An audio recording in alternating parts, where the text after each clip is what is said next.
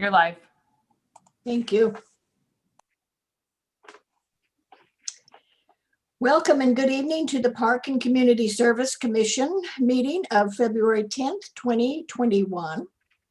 So this meeting will now come to order, and our clerk will now provide us with the rules that we must follow. Christy? The procedures adopted for this meeting meet or exceed standards set forth in Governor Gavin Newsom's order N-29-20, which allows public meetings like this one to be held by teleconference to help prevent the spread of COVID-19. At this time, it would be appropriate to conduct roll call and afterward to confirm certain matters for the record. Commissioner Dorlick. Present. Commissioner Kensington Lee. Here. Commissioner Birnbaum. Present. Commissioner Robert. Present. Student Commissioner Ramesh. Present. Vice Chair Oslin. Present. Chair Lopez Lucy. Present. Thank you. So I would like to verify a few matters. One, all of the members of the committee can hear me well. All of the members of the committee have been able to hear all previous speakers, including the roll call. And each committee member believes, based on facial or voice recognition or otherwise, that all persons representing themselves to be a committee member are in fact committee members. If all three statements are true, please indicate by raising your hand. Thank you. And finally, as a reminder, any votes taken during this meeting must be taken by roll call. Thank you. Thank you, Christy. Would you now lead us into the Pledge of Allegiance, please? I will. I pledge allegiance to the flag of the United States of America and to the republic for which it stands, one nation, under God, indivisible, with liberty and justice for all. Thank you. Thank you. Our special items and announcements. 4.1 this evening is our temporary employee of the month for January. And this will be presented by Andrew Mendes, Recreation Coordinator. Andrew, please.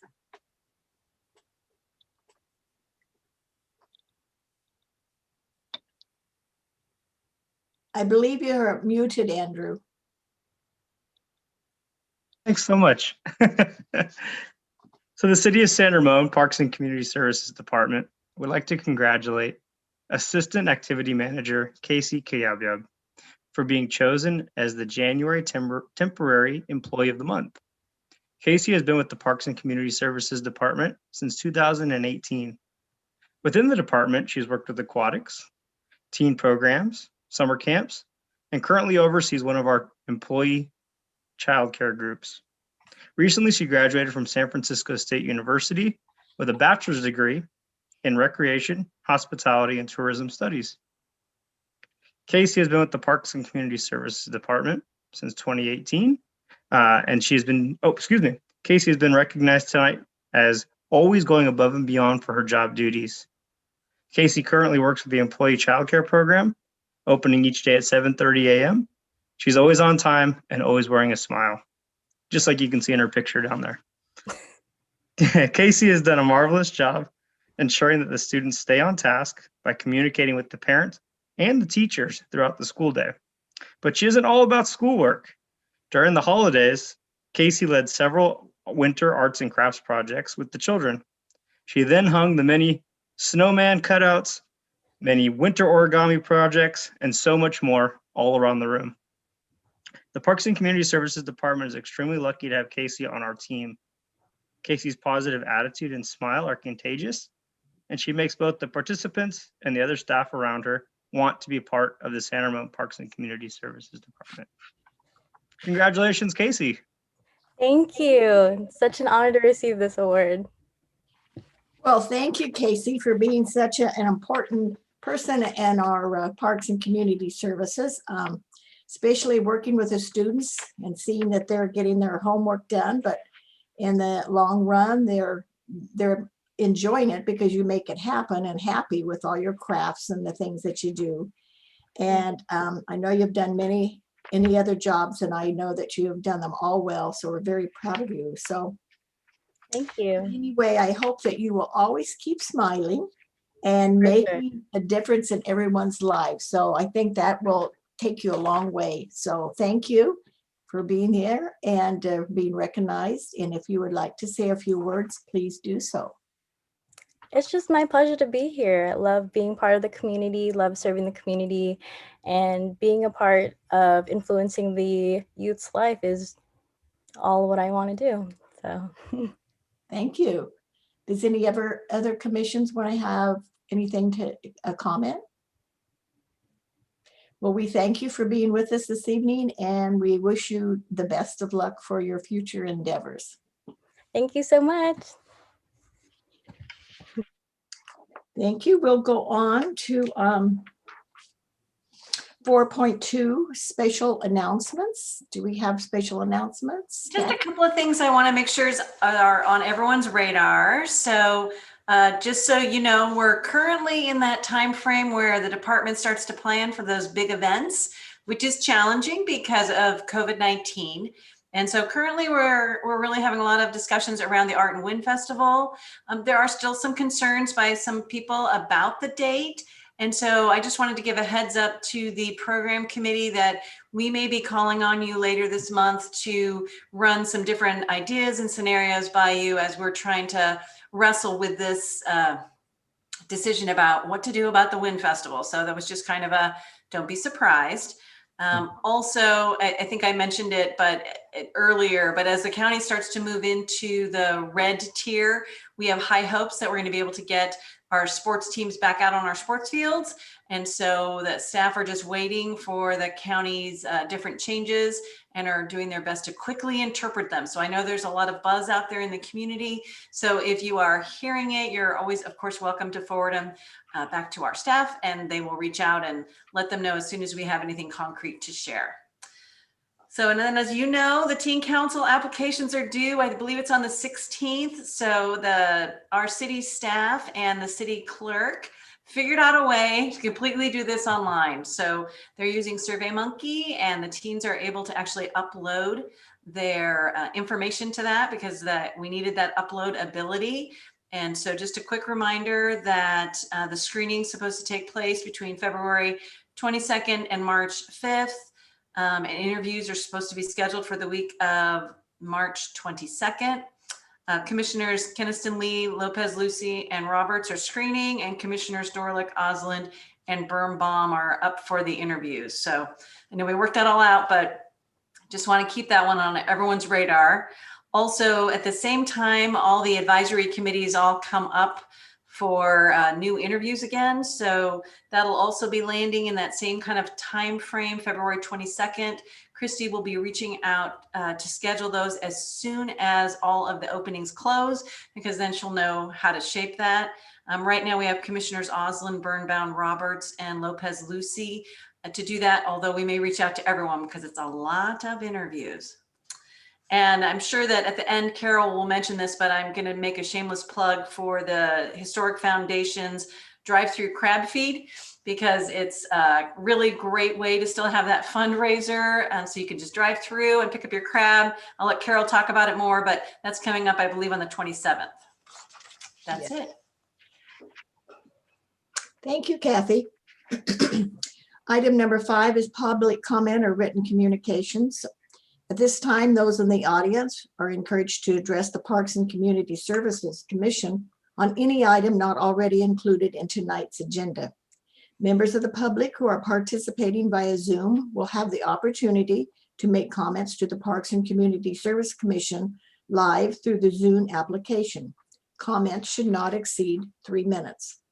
Comments from the public under comment may also be submitted by email to ctommen@sanramon.cal.gov. No commission action can be taken at this meeting on issues raised during public comment, whether submitted by email or via Zoom. Written comment emails must have been submitted to the Park and Community Service Department prior to the commencement of this meeting. So reading of the public comment emails into the record by the recording secretary will be limited in duration to 3 minutes each. Madam Secretary, do we have any public comment? We do. So I have one that was emailed to me that I will read into the record, and it looks like we have 4 people in the audience that would like to speak. Would you like to hear them first, or would you like to hear the Why don't you start with your reading of the one first? okay, let me switch my screen a little bit here.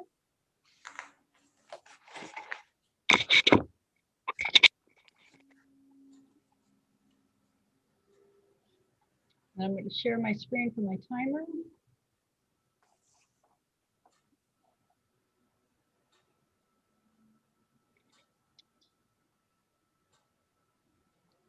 Hello, I am a resident of South Bellingham Park, and I have 2 dogs who go frequently to the dog park for socializing with other dogs and their owners, and a lot of times we are harassed for being on the lawn with them.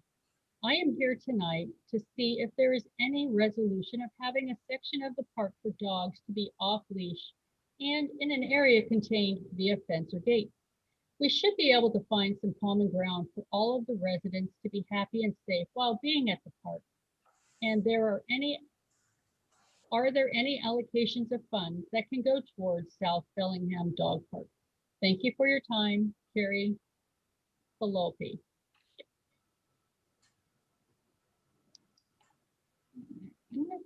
We'll go to the next person in the audience. Yes. Yes. Please have them, yes.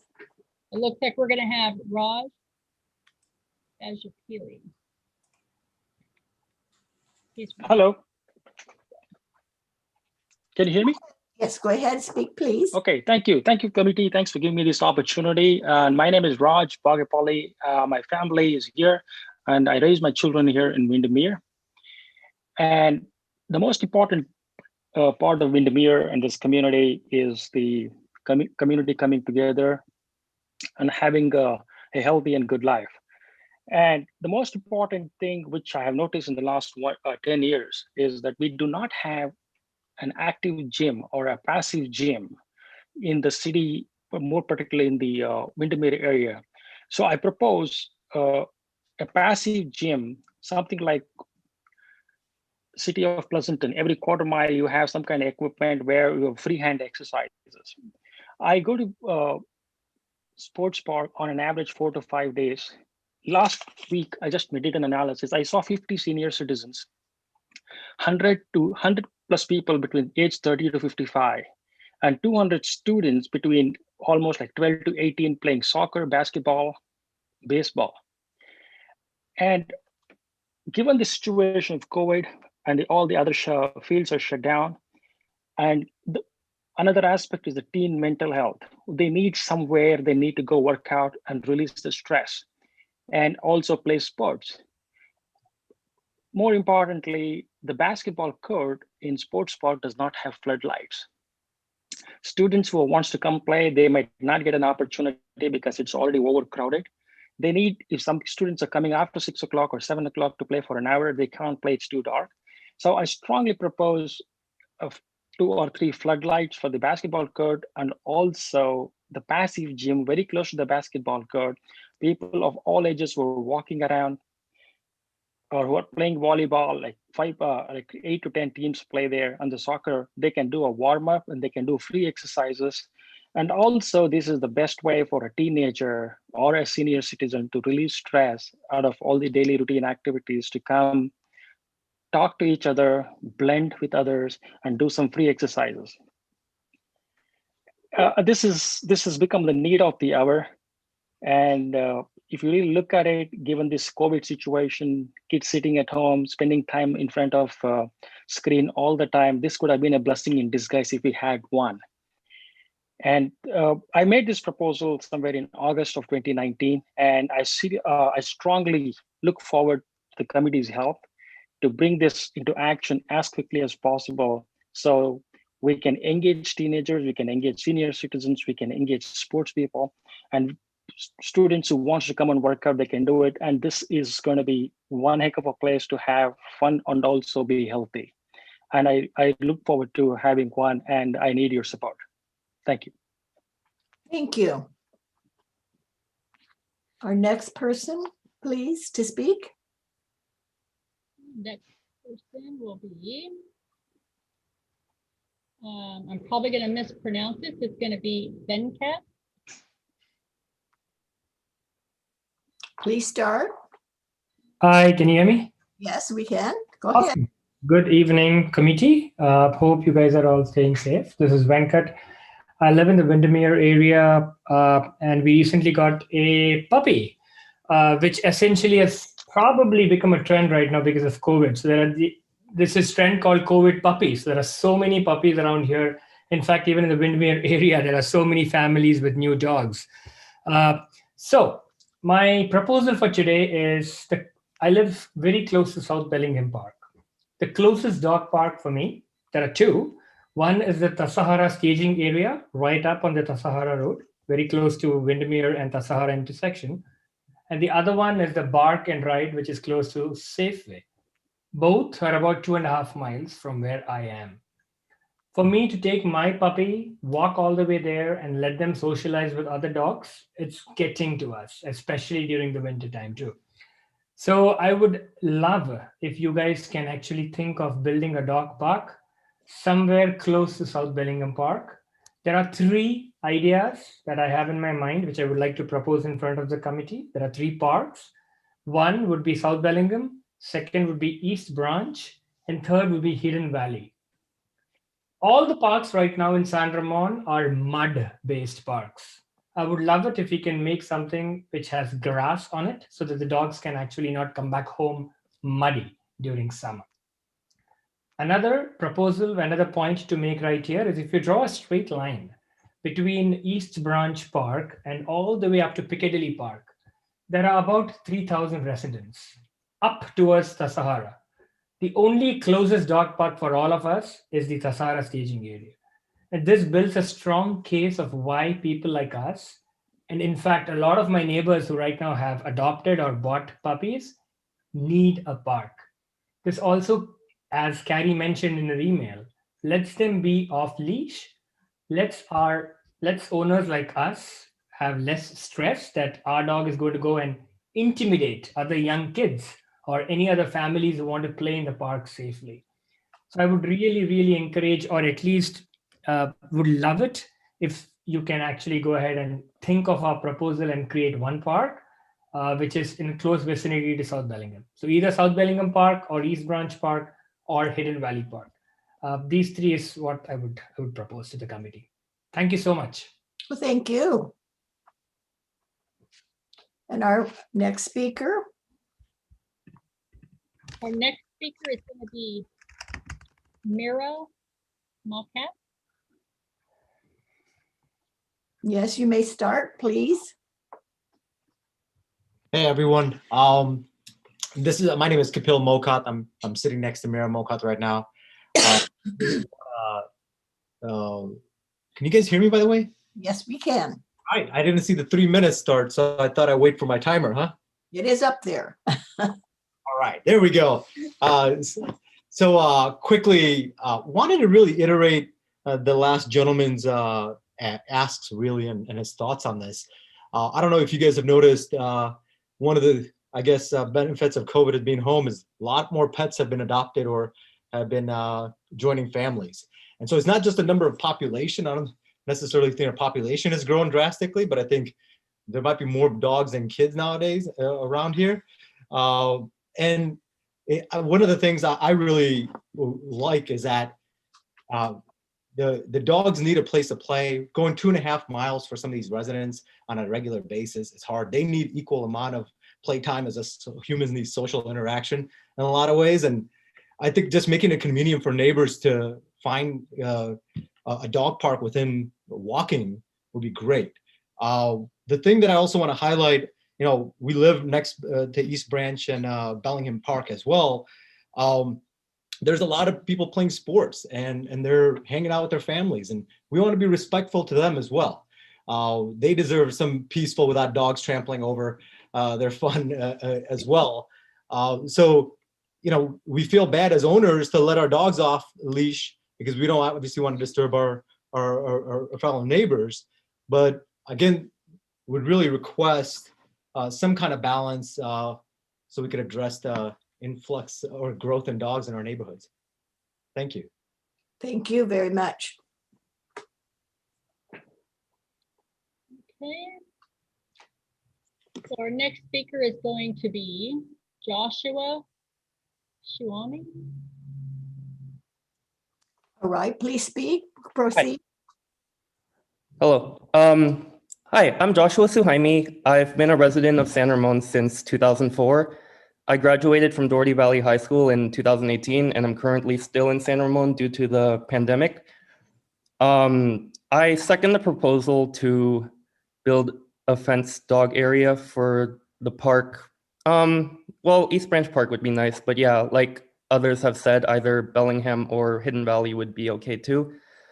It would really be in the best interest of our community, both the families, their children, and all the dogs, to have a separate, like, fenced area for dogs to play away from the general population, I guess.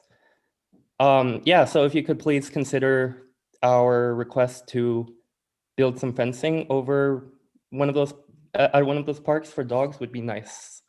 Thank you. Thank you. Okay, our next speaker is going to be Karen Nishikawa. Good evening. Can you hear me? This is just a test. Yes, we can hear you. Okay, perfect.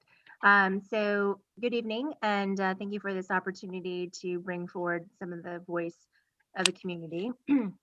I have been a Windermere resident from the very beginning of the build back in 2002, 3. And I am one of the supporters of looking at, a fenced-in area with grass. That's not just the existing dog parks today that are just a little bit further away and or just all dirt and gravel. I think one of the huge selling points to San Ramon and the whole Windermere area as a whole, with the whole city planning, was the thoughtfulness with the parks and recreations and the open space availability, which I think is fantastic for families and kids. I personally don't have any kids, but a fur baby. And the ability to have the open space grass and having it safely contained with some fencing would be extremely beneficial, just as if you think about playgrounds for kids and having safety with the ground covering, having grass for the dogs to run around is also another safety consideration, as well as the fencing. So really appreciate the consideration and thoughtfulness to add that level of access and availability to the dogs that are an important part of our families as well. So thank you. Thank you very much. Okay, our next speaker is going to be Gallery. I'm probably going to mispronounce it, but Gallery. You can proceed, please. Yeah, yes, that's me. Can you hear me? That is you. You may proceed. Yeah, so I am a Windermere resident and I've been here staying from 2012. My thing is, yes, I would like to echo for the dog park. That is one of the things which I also have a pet. I would like to echo the same thing like what the prior my fellow residents have said for the dog proposal for the dog park. And the other one I would like to bring up to the notice is for the tennis courts. I am a avid tennis fan, and I like to teach my kids tennis too. But the closest tennis courts are Doherty Valley High School, which has 8 tennis courts, which are very well lit. And we have a lot of private coaching going on there. So the 50% of the time from 5:30 to 8:30, the courts are booked Monday to Friday. So as of today also, I went there around 6 o'clock to get a court. I waited for 45 minutes and I came back and my daughter was disappointed that she couldn't play today. So this has been going on for last couple of months actually. And I did call the city prior also. My proposal is, can you adjust the timings so they can finish off earlier, at least couple of days, so that way, either a Monday, Wednesday, and Friday. I'm not against that, the coaching should not be there. I'm saying the coaching should not be there for all 7 days a week, because I am a working parent, and my time is like, I like to get out around 5:30, 6 o'clock from work, and I like to spend 2 hours with my kid, go to the court and come back.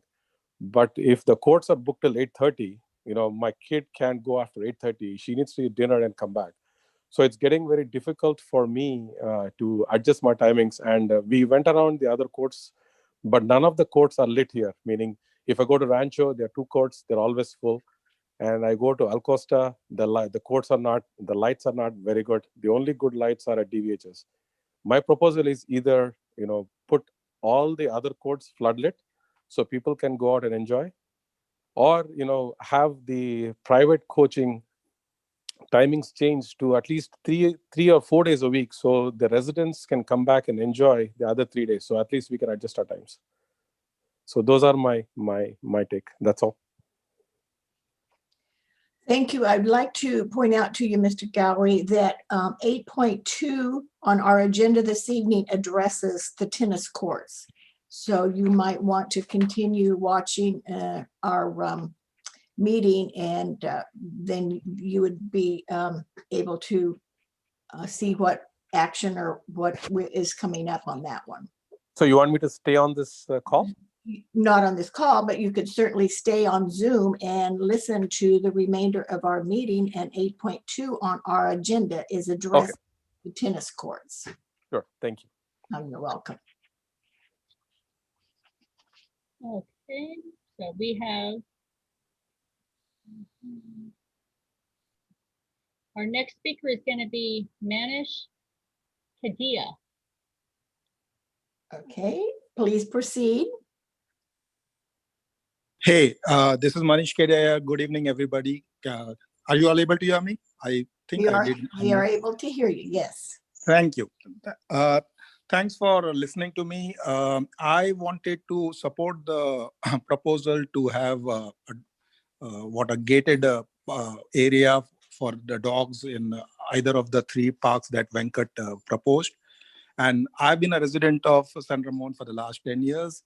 And the main thing that I feel is having it in a regular park is we have a lot of kids, especially small kids, coming over and playing with the dogs.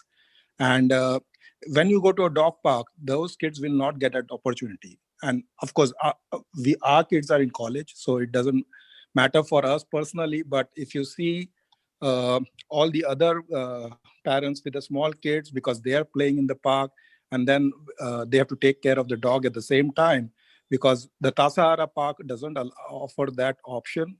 And similarly, I think even the one at Park and Ride does not offer that option. So what happens is you can go as a family and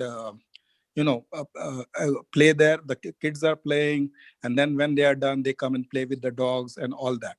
So, but point is, from a safety perspective and all, if it was a blocked area or something like that, that would truly benefit the community as such. And of course, people will, we have a mixed community and not everybody is a dog lover or something. So point is, it will be a win-win situation for everybody, where families can come to the parks and enjoy all the facilities in that park. Because otherwise, you as parents, I don't think they will have to split up and go with the kids first. And those kids also want to play with their pets, right? So it will be very difficult to do that. That's all I wanted to say. Okay, thank you very much. Right. So our next speaker is going to be Anil. All right, you may proceed. Hi, can you hear me all right? Can you hear me okay? Yes, we can. Mm-hmm. Hi, I would also like to actually speak in favor of the adding a fenced area in the park for the dogs. And I would like to actually tell why the dog park that we have on Tassajara doesn't work very well. One of the issues I faced, they're well made, but they don't have grass. And what happens is with all the sand and the gravel, it tends to accumulate germs, I believe, because, the dogs go over there and, I think the germs remain there. My dog has been there a few times, and every time he come back, he ends up getting eye infection because of, I think, those particles, which are germs, they fly around and they get in their eyes. So it's not a hygienic thing to do to take the dogs over there. So we really prefer an area with the grass there. So I guess one of the options could be to put grass there in those ones, and then we could have utilize those as well. Otherwise, I fully support that we should have a fenced area in one of our parks, or multiple for that matter, where dogs could play safely, and other people can also be they can feel safe. Thank you. Thank you. Okay, our next speaker is going to be Yanez Ost. I cannot pronounce it. Yanez. You may proceed, please. Can you hear me? Yes, we can. Okay, hi. Let's see. I'd like to, also speak on behalf of the dog parks. Now, I live here in Windermere as well. I'm not really certain. I've lived here for a long time, but where these parks are that you're talking about. But all I wanted to add was that it be a separate enclosed area, possibly separated for large and big dogs. Also, I agree it needs to has grass instead of rocks and dirt. Also, if somehow the city can make sure they maintain it, just as the other man said, for hygienic reasons. And also, spray regularly for ticks. And I guess just basically a place too where the dogs can be off leash and not interfere with other people in the community who are there at the parks with their kids, etc. And that's basically it. Okay, thank you very much. Thank you. Okay, and that is all that we have. So I will stop sharing my screen. Okay, thank you.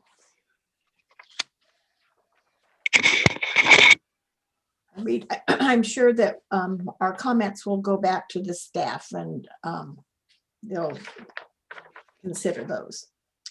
We will move on to number 6, approval of our minutes of the January 13th, 2021 meeting.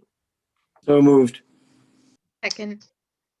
Okay, it has been moved and, Julia? pardon me, Is it we have to seconded? second it was by Heidi.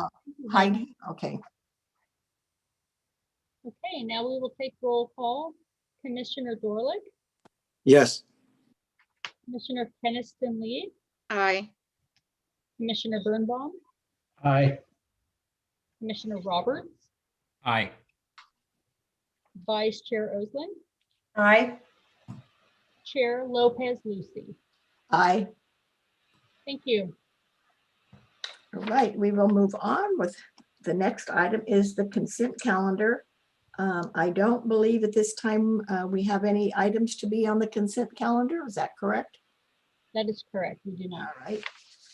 We will move on then to commission business at 8.1 is the Library Advisory Committee Annual Report, and it will be presented by Brad Morris, the Program Manager.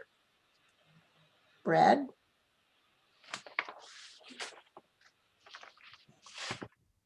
Good evening, Commissioners.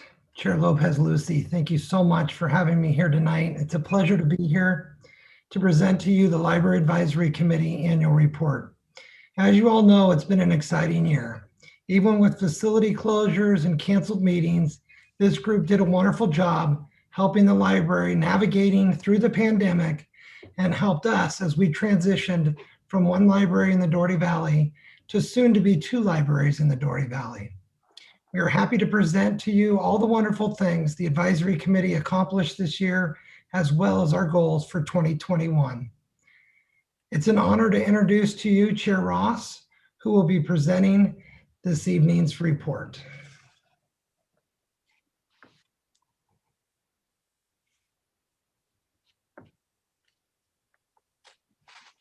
Good evening, folks. And I will share the report. Here we go.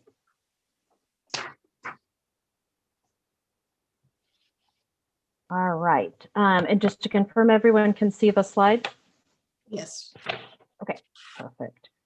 All right, as Brad shared, my name is Rocio Ross, and I'm the current chair of the San Ramon Library Advisory Committee. This is a great snapshot that Brad got on our last committee meeting. So normally this would be a picture that we take at one of our libraries, but due to the current COVID-19 pandemic, we have improvised, and I think he did a great job. So thank you, Brad.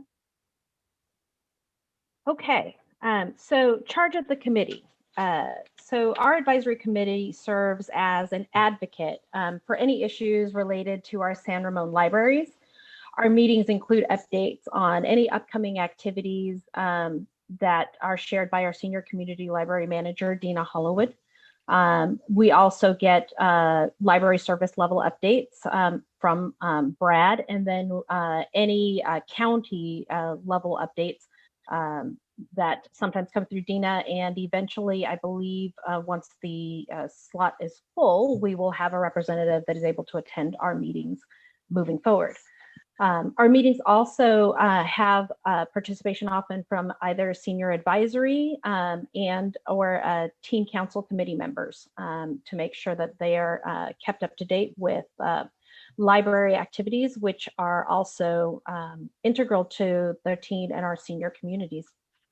So in addition to our regular cadence this year, we also received progress updates on the county's library pandemic preparedness plan. And I can assure you that I don't believe anybody on this committee thought that this is something we would be tackling in 2020. However, I think that the county, as well as our librarians in our San Ramon libraries, have done an outstanding job at continuing to provide the services to our community in what are absolutely challenging times. So in 2020, we were unable to address 2 of the 6 goals that are chartered for the committee. These are review of performance standards and also review of the progress against the library strategic plan, which will be highlighted in an upcoming slide in red font as well. These were not formally reviewed during the meetings. We did have to cancel one of the meetings and the early onset of the pandemic. And as we just shared, the pandemic plan and updates on expansion of virtual services took precedence over our last committee meetings. So the expansion of the virtual services included hours dedicated to chat with a librarian, that there was issuing of library e-cards allowing San Ramon residents to access our online collections, which I strongly encourage our community to take advantage of. Amazing resources are out there, including language learning, access to newspapers.com. These are all provided to the community as a service, and being able to continue to offer these in the virtual environment with these e-cards was absolutely critical to continue to have people connected to our libraries. There was also an increase of funding for e-materials at the county level that expanded access to additional books, e-books in our over collection. And then there were also videos created by our librarians for the school district staff and students on available virtual services for them. And last, I wanted to highlight that there is a virtual story time. So story time is one of the most precious offerings that we have at the libraries. Always had, at least when I was there during story time, I could see at capacity enjoyment of that. And that has moved to a virtual presentation by our youth service librarians. And they've done such a great job that those have also now been made available countywide. Which just is, again, a great check mark to the quality of the library services that we receive in San Ramon. So our committee is briefed on the Doherty Station joint use agreement and the construction of the second library in the Doherty Valley, as Brad shared. So the San Ramon Diablo Valley College campus will have a new library this year. The Community College District, per the joint use agreement, has given notice that the agreement will need to be restructured on completion of this library. The construction is ongoing at this time, and in 2020, Amendment 11 to the joint use agreement was signed to continue that agreement through December 2020, and an additional extension will be signed covering the period through the end of the fiscal year. And so, as we mentioned at the beginning, the library strategic plan was not reviewed during the 2020 session, but we were able to review and approve Story Walk stories. So for those not familiar, Story Walk is available at Central Park. The committee has approved 3 books. Daniel Finds a Poem as our inaugural story. Raj and the Best Day Ever was featured in the November through January timeframe, and Bunny's Book Club will be on display February through April. Story Walk is an outstanding combination that lets our residents enjoy reading as well as one of our loveliest parks. And so in 2021, the committee will carry over the 5 goals that we held in 2020. In addition to the evaluation of library standards and strategic plan, which have already been scheduled for upcoming committee meetings, the committee is also has added 2 additional ones, which are evaluating the Doherty Station, both layout and offerings, as you see highlighted here. So that library is expected to see reduced use by Diablo Valley College students. And we see an opportunity here to be able to restructure how things are presented in Doherty Station Library and pivot towards the non-college students that will be using the library once it's reopened to the public for in-building use. The second goal that we will be monitoring is progression from the current services, which are by appointment only. So that's the front door services, to metered service levels where there will be limited in-building library use allowed. So we will be getting updates on progress towards this in our 2021 committee meetings.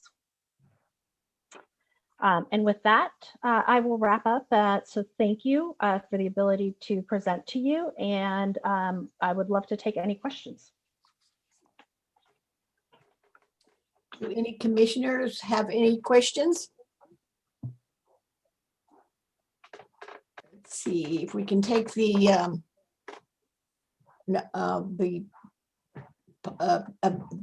thank you here, if we can take that off, and then I can see the chat room and everything who wants to speak. I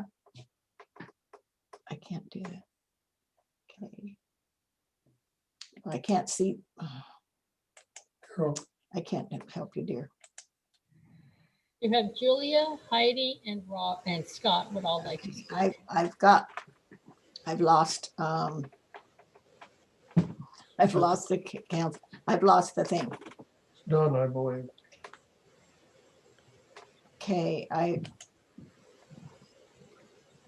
Carol, we can help you out. We can call the commissioners for you in order, if that would be helpful. now my screen I can't see people in my screen, whatever has happened to it. Can you just go ahead and call them, please? We would be happy to. Why don't we go with Commissioner Roberts first?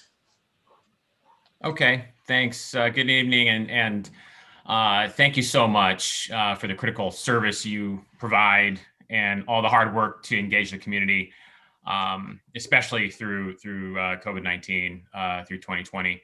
My only feedback really is to think about or to consider. I really liked what you said about the fact that the community college library will begin, and sort of that diminishing partnership with those students, and the fact that, you know, switching gears, shifting gears to, you know, building a stronger relationship with maybe our K through 12 population in our community. I think that's really, really important. And I say this is because, you know, I sit on the San Ramon Valley Education Foundation board, and I know firsthand that many of our schools are struggling to fund art, music, and their own librarians, right? So a lot of these programs in our own schools, K through 12, aren't being funded. So a lot of our students at that age group aren't getting those programs. So if there's a way, as you mentioned, to shift gears to that population, is to consider looking at ways of including the things that they're not funding, like art and music, and finding out a way to partner with those librarians that they're also not funding at their schools. So that it's just an idea, something to consider, but it's something that I see all the time, on all the meetings that I sit in with all the different schools. It's you know, they're struggling to add those to the kids. So. But again, thanks for your presentation. Okay, thank you. And next speaker I can now see is Commissioner Kensington Lee. Hi, thank you, Rocio. Did I pronounce it right? You did. Okay, good. Thank you for your presentation. I've always been a huge supporter of the role the library plays in our community. It's really important. I want to make sure I understood you correctly. You talked about Dina doing a video outlining sort of the virtual library offerings to the school district, right? So yes. Yeah, so this is sort of for you and for Kathy. I'm wondering, I know we have a link to the library, of course, to the library website, but I'm wondering if we could even have something like that, that little video guide to virtual library offerings directly on our website. I think that would be a huge way to get the word out to the community and increase usage, maximize usage of those services. Yes, so other than that, you know, love the library. Thank you.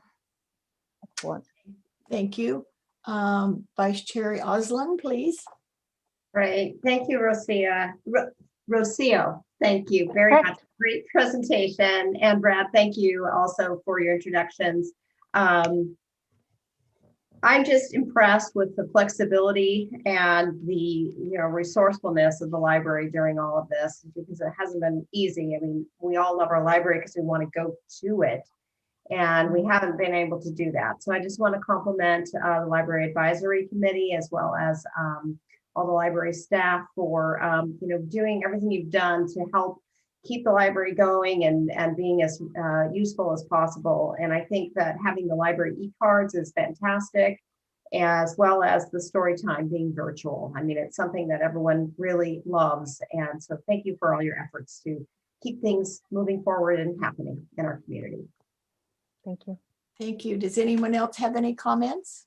One last comment, and I'm just bringing this up because Commissioner Heidi Kensington Lee brought up a great point in terms of it was a fantastic point about the usage.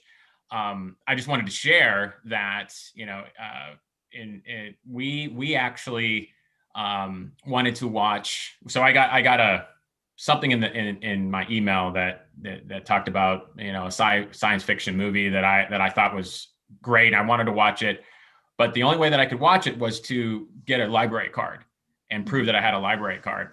And so I thought that was kind of neat that we had to go onto the library website, register, get a card.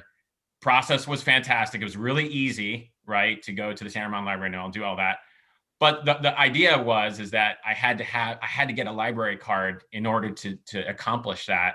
And it really made me think, how many other things could the library partner with in our community to sort of engage and say, well, you need to get a library card first, right? But I think it's a great idea. It worked because it made me think, what else am I going to use, this library card for?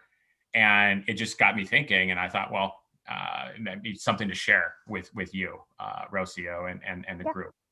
Yeah. Absolutely. Sure. Okay, thank you. Well, I thank you for your good report. And I know, as all of us know, that the libraries are so important to us. And I think they've done a fantastic job through this COVID-19 of what they've gone through to try to make, the libraries available. So I think you're doing a great job. And thank you for your report this evening. Thank you. Good evening. So much, commissioners. I believe that we have to have a recommendation, I believe. Does someone want to do it, or can I do it? That we recommend that this commission receive the report, the feedback, and recommend it be forwarded to the city council. So recommended. Thank you. A second. Do we have to vote on that? Or is it just a recommendation that we really don't need to vote? It's just that we recommend it to them? It can actually be handled either way. So since you've made a motion in a second, why don't we go ahead and do the Go voice? ahead and roll call, please. Great. Commissioner Dorlick, Yes. Commissioner Kensington Lee, Aye. Commissioner Birnbaum, Aye. Commissioner Roberts, Aye. Vice Chair Oslin, Aye. and Chair Lopez Lucy. Aye. Thank you. All right, we will proceed to item number 8.2, which will be our public access to City of San Ramon tennis courts, and it'll be presented by Mr. Finelli, our recreation supervisor. So please proceed, Mike. Thank you, Commissioner Chair Lopez Lucy, and good evening, Parks and Community Services Commissioners. I appreciate your time in reviewing the staff report for tennis access here in San Ramon. And tonight I'd like to share a presentation that kind of summarizes that report with the assistance of Christy Tillman.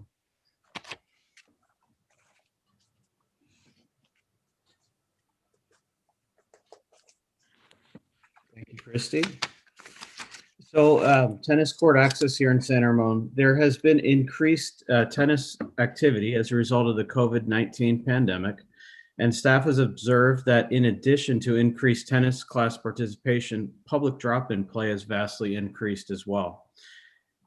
We've identified prime times for tennis play as 8 a.m. to 1 p.m. and also again on 5 p.m. to 10 p.m. specifically on our lit courts. The city has received several requests for more tennis courts, as well as investigating a better way to handle the high demand for tennis access during peak hours. You can flip that slide for me, Christy.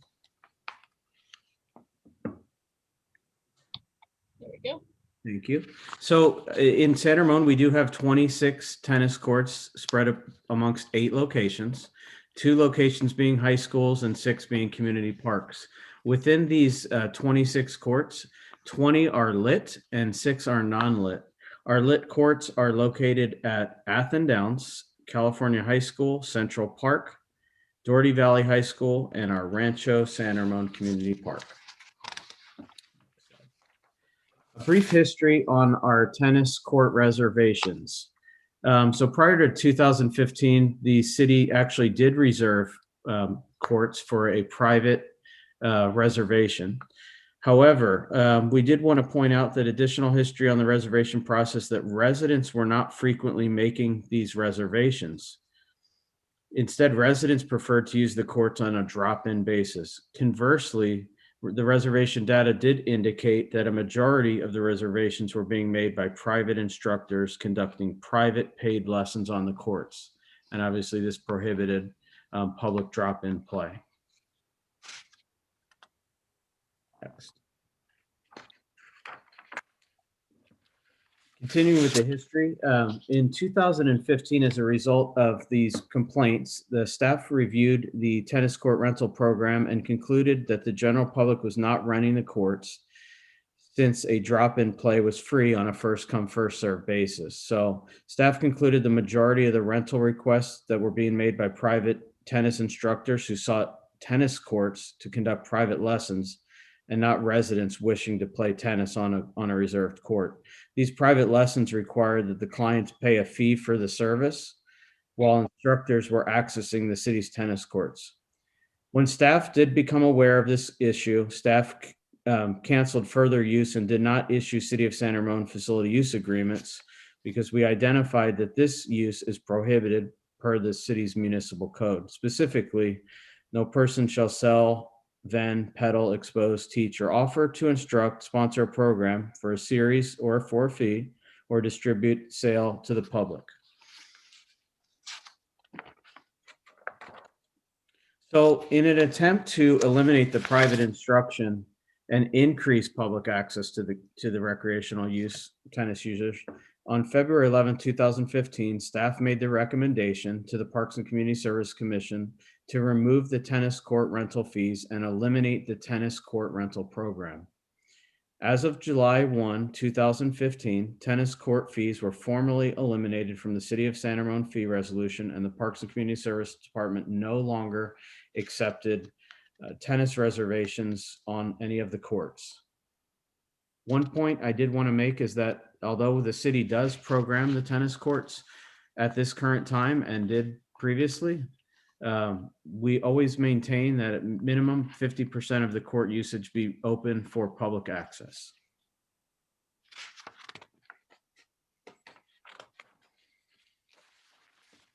I wanted to mention a couple of resident proposals that came into city staff. Specifically, we had one application that was a tennis court reservation application designed by a student at Doherty Valley High School named Krishna. And we also have an application that was designed by two former Doherty Valley High School students, one being at UC Berkeley currently and the other at Georgia Tech. This application is called Quartz, and I'd like to discuss a little bit of what each of these applications was designed to do for us. So the first application was the tennis court reservation system, and this is a no fee reservation application. So basically, the general public can utilize the application to select a time frame and a court location within a 24-hour period at any of our 8 tennis locations and go ahead and make a reservation. With that being said, the Parks and Community Services rental and activity registration software, Civic Rec, has the same capabilities to accomplish this objective. So staff worked diligently to try to meet the needs of this request and see if our current software is capable of handling all of these options, and it certainly is. So we want to look at that situation and continue to the next slide. The next application that was presented to staff was called Quartz, and this is a mobile application focused on crowdsourcing. So what this does is it's contingent on public logging into this application and reporting real-time access and real-time availability on the courts. It's a free application. It doesn't require any community involvement other than, it does require community involvement in terms of reporting the tennis court activity. So in essence, when you are at home and you're trying to view what courts may be accessible and what courts may not, you would have access to this application and you would be able to check to see if you would potentially be able to get onto a court. This application does not make reservations. And again, it's contingent on the public providing data to that. At this time, I'd like to introduce Rahi Kutati, who will provide a demonstration of the Quartz application in motion.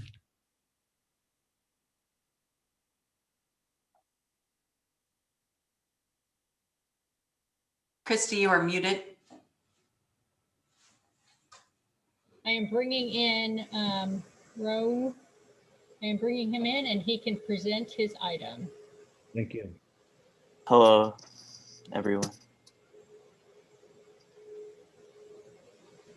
And Christy, are you able to share the video? Yeah, or I can also share if there are technical issues. I would just like to say we have someone in the audience that would like to speak after this just to let them know if their opportunity will come when we're done with our presentation.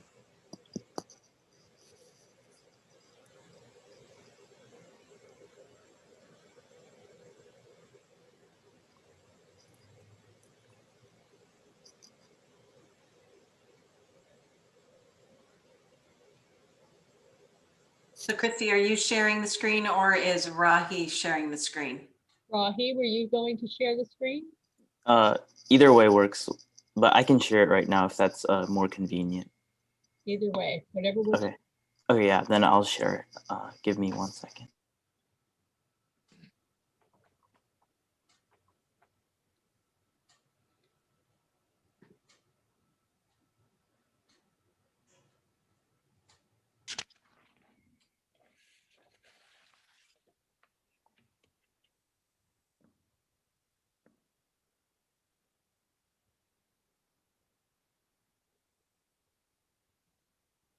Oh, can everyone see the screen? Yes. Okay. Then I will get started. So this is the Quartz app. This is just the home screen when you download the app. We currently have 2 sign-in options. And so my partner who I created this with, Rohan, he's not here. He created this video. It's unfortunate that he couldn't make it today, but he had some other circumstances. But essentially, I'm just going to go through this video and explain to you what the app does and show you how it works. So here, Rohan will be logging in. He's using Google to sign in. So we don't get any user data other than the name of the person and the email of the person. And this is just to ensure that we can identify the user in terms of reports. And so if someone is misreporting data, we need to be able to make sure that they don't consistently misreport data. And so that's what that's for. So this is so Rohan goes a little fast here, but this is the home screen. The main idea is that you should be able to navigate to the cities here in the map. So I'll go through each tab once we get to it. So Rohan here is going to click on the bottom at cities. And these are just filler, but Santa Roan is the one he's going to be clicking on. So these are all the tennis court locations. So they include the number of courts at that location. And as you'll see, they have other information. So here, Rohan clicked on Doherty Valley. And this open courts indicates that someone has reported that the number of courts open at this location are the number of courts open at this location are 0 based on the last report. And if Rohan is at this location, he can change how many courts based on what he sees. So here, Rohan is at Doherty Valley. He's going to update. So Rohan here has updated the open courts to 4. So let's say he sees that 4 courts are open. He's just going to go up, slide up on this Rolodex and choose 4. And let's say there's 3 now. So he's going to update it to 3, and then he's going to do that with the rest. And so this little pop-up that comes up is just that this is just like reinforcement for individuals to want to accurately report the number of courts.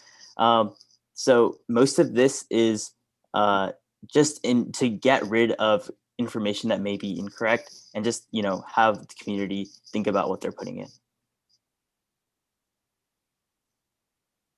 Okay, so yeah, Rohan's going through the ladder, and here what he did is we have an activity log button, and this just shows when the courts was last updated. So for example, if it says open courts 1, but the last time that this information was updated was 2 days ago, you may not want to use that information anymore. And so Rohan's going to go and check the activity log and sees 128, and it's February 10th today. Maybe it's that information is wildly inaccurate. I probably shouldn't take this that seriously. And so these are all different activity logs. And here Rohan is going to click 0 courts. And there's something special about 0 courts in that it'll ask you how many people are waiting.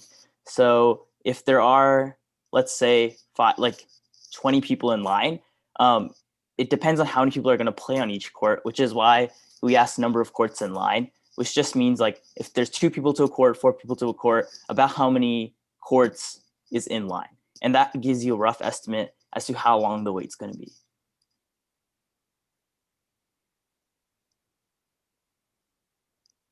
So here you'll say 0 courts with 3 in line.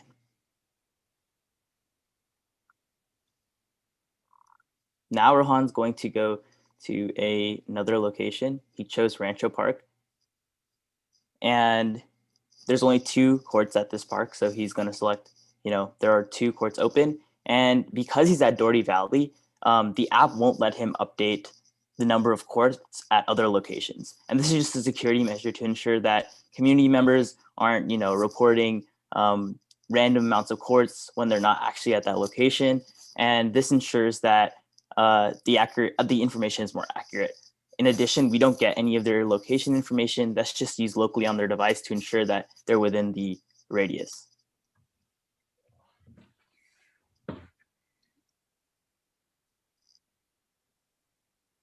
So Rohan's going to go click on the map tab now. This is just a really good way to visualize how many courts are open in an area.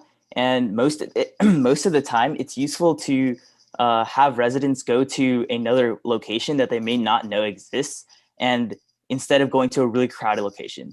Like for example, Doherty Valley has 8 courts, but there's a few other locations pretty close by, right? There's Souhaimi, which has 1 tennis court. Valley View has a tennis court. Rancho has 2 tennis courts. And so if Doherty Valley is really booked, it may be ideal to try and go to one of these other courts and spread out the number of people so that there aren't 100 people waiting in line at Doherty versus all of these other open courts with no one playing on them. And yeah, this is just showing like the locations.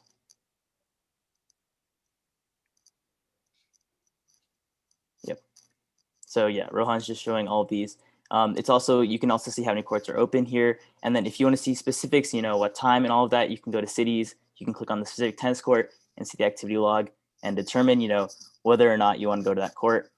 It's mostly useful for gauging how much interest there is in a location. Of course, this is not binding by any means. If it says there's 0 courts open, there's no restriction saying you can't go to this location and check it out. This is just to give community members a chance to look and see and reduce the amount of congestion at some of these tennis courts. Yep, and that's the end of the video. Thank you, Rahi. Thank you. And I'd like to give a huge thank you to Mr. Mike Finelli. He's been a very helpful individual, and he's helped us throughout the entire process. And I would like to thank him very much. He does a very good job. He's very good at what he does. Thank you. Thank you, Rashi. Continue with the slide. Christy, if you can pull up back to, I believe we're on slide 9, page 9.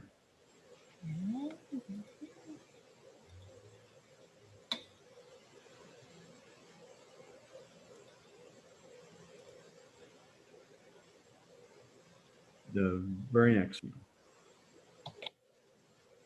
So the 2 resident applications assisted in our staff's collaboration, and which leads us to our recommendations. So our staff recommendations based on the 2 application submittals and our research and knowledge of what's going on out at the courts are to approve a no-fee public online reservation pilot program for Santa Rosa residents. And our intent is obviously to increase public access.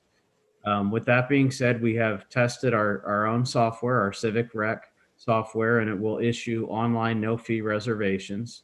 And the 2 locations that we are hoping to pilot program this are at Central Park and Rancho San Ramon. And there's a reason why we selected those locations, and it's primarily because staff is located at those facilities, and we intend to engage with the tennis community and find out how this program is working, how we can improve it, how public access is being improved, and several parameters that we plan on instituting should this pilot program be approved this evening would be the reservation parameters of 24 hours in advance max lead time, which means we're cognizant of folks that may want to try and book additional dates, additional hours, additional time on the court, and maybe do so in a week so time notice and forget that they may have booked that time, and that would go unused or unavailable to another resident. So what we've said is a 24-hour maximum lead time. We've set our reservation parameters at 1 hour reservations with a maximum of 2 hours daily. These reservations can be made during our peak times of 8 to 1 and 5 to 10. And again, both Central Park and Rancho are equipped with lighting, so that 5 to 10 time frame works great. During the hours of 1 to 5 p.m., we wanted to designate those as drop-in use only, and that would be for public access. So we wouldn't take any reservations during those times. We would just kind of leave those open as is. Additionally, we would like to recommend the application that you've had the privilege of viewing in motion there, and that would be the courts application. And this is a free mobile application. And again, it's to provide real-time court availability at all of our 8 tennis facilities.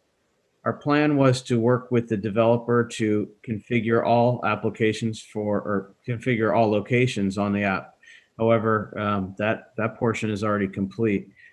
Our hope is that this application, again, will provide the public with real-time court availability. And with that extra feature that Rahi just showed us in terms of checking the last update, we feel confident that folks will understand that although the data is reported by the tennis community, at times it may not be 100% accurate, and that folks can still, visit at the court at any time. But it's basically intended to be a tool for the public to not waste time traveling to a court, getting frustrated and not being able to have access. So it's a no-cost application, and we see it as a great benefit to the community.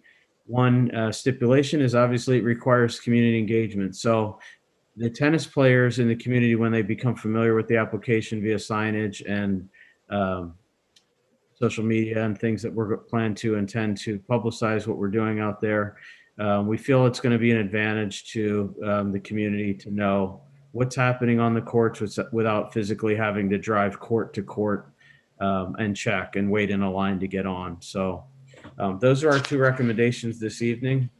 And the last slide is simply opening up for any questions. I believe you said that we had a speaker, so then I would then open for public comment at this time, and then we'll come back to the commission. So our speaker would be able to speak. Christy? So our first speaker will be Gowrie. Again? Hi, this is Gauri here. Can you hear me? Yes, we can. Hey, thank you for the presentation. I think this is absolutely great. I think this is a great initiative. But my only proposal is Rancho Park and Doherty Valley are really well-lit courts. Like if you go to the Central Park, the LED lights are not good, meaning there are a lot of dead spots where you cannot see the ball at all. So there's a lot of people who actually flock to Doherty Valley High School because of the floodlights. So that's one thing. And my other proposal is there any way we can have floodlights for the other non-lit courts? So that way that will ease up Doherty Valley High School. Because I live like 1.5 miles from Doherty Valley High School, and it's closest to me. So for me to drive around to other courts, with the reservation system, yes, it's really good. But as I said, the lights on the Central Park are not good after 5 p.m. Probably, I tried it a couple of times. My daughter and me, we are not able to see the ball at all. And the other thing I had faced issue is the San Ramon has this tennis program which runs in Doherty Valley, which takes 50% of the courts from 5 p.m. till 8:30 p.m. So there's a lot of people who wait in line. My only thing is there any way you can cut those hours a little bit shorter so that way people get longer hours to play from 6:30 at least a couple of days, because they are pretty much occupied Monday to Friday 50%. And today, as of today also, I was there around 5 o'clock and I waited for almost 1 hour and 10 minutes. And me and my daughter got home disappointed. I went to Rancho Park, those were full, and I had to drive back home because the other courts are not lit.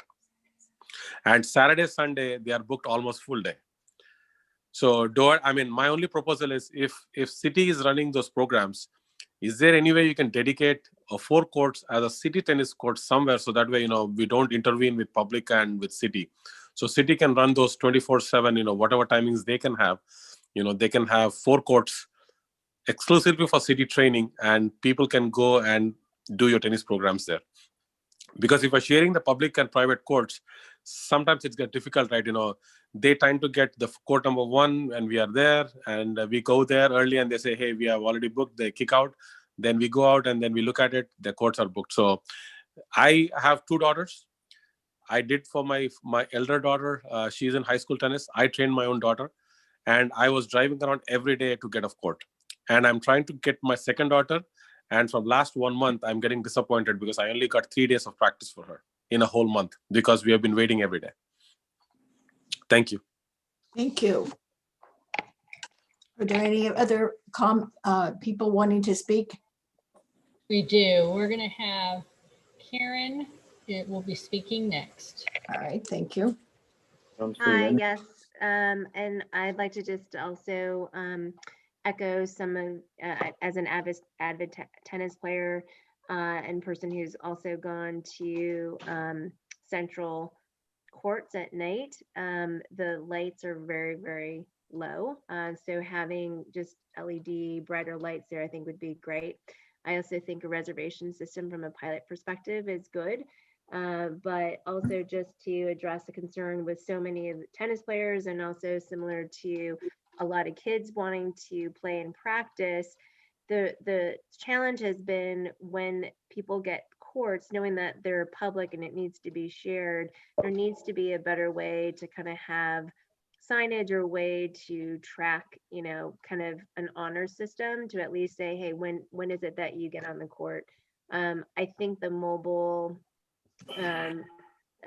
demo that we saw, I think is a nice idea, but if there's some way to have that tied to when someone is using the courts, that it automatically updates, so it's not a matter of relying on people's honesty to actually kind of do that, right? Because it's not about going or knowing where to go, it's actually limiting, the excessive use of time of staying on the courts at one time, right? So someone goes at 5 and they're there for 3 hours just because they're there, and you say, well, how much longer? And then they'll be like, oh, we just got here. But in reality, they were there a lot longer. So I just think that it needs to be some thought around how we can have some sort of signage or some way to check in and have it timed.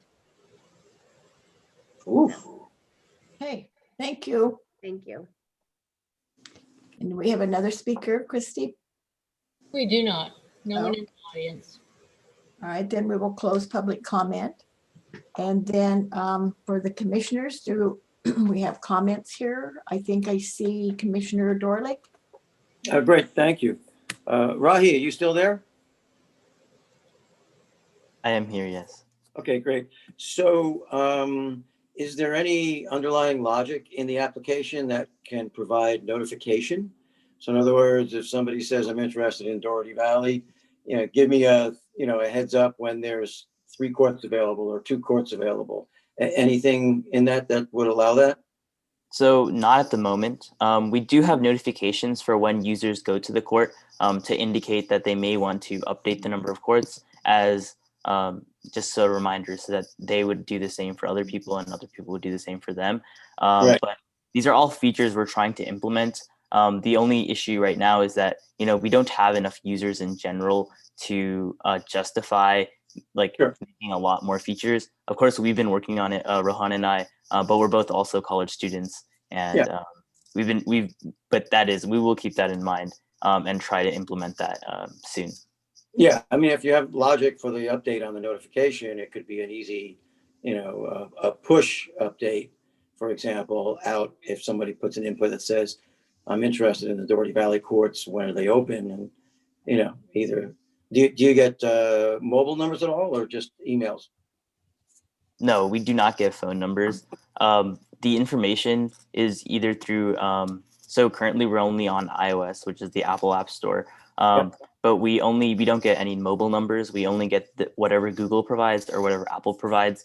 And Apple also provides the option to not give your email at all. So we don't get any information in that case. And that's just to ensure, privacy. Sure. We don't really want to have too much user data. There's not really much for us to do with it. So it makes sense to just limit the amount that we have. Yeah, but for a notification system like that, the mobile number probably be handier because people could respond to that notification quicker.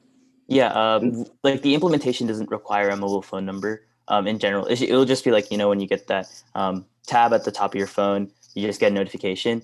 It doesn't need your number. It's just something that we haven't implemented yet. We have a lot of features. We've gotten feedback from the other commissioners here on what to implement, and we're looking into implementing all of that. It's just been a slow process. Sure. No, understood. Understood. All right. Thank you. I appreciate that. Commissioner Beerbaum? Well, first of all, Mike, thank you for a great presentation. And Rahi, great application. Congratulations to you and your partner for coming up with the idea, and then more importantly, coming up with something that actually works. That's fabulous. I do really like the idea that we're trying to get our hands around a scheduling system that's fair and equitable to the public.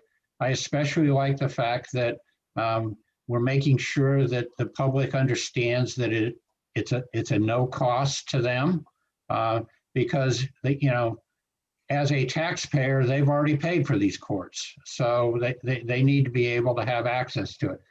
Mike, one of the questions I had was, I know Doherty Valley, the high school itself has access to, they have priority for the courts, correct? That's correct. The both Cal High and Doherty Valley have jurisdiction of the courts during instructional hours and then hours after instruction, which would potentially be in season, defined as in tennis season. So they would have additional access in the evenings. So are those courts then leased out to private enterprise or teachers? Absolutely not. No reservations currently since 2015 have been made by the city other than our in-house programming. Okay. And the issue about the lighting at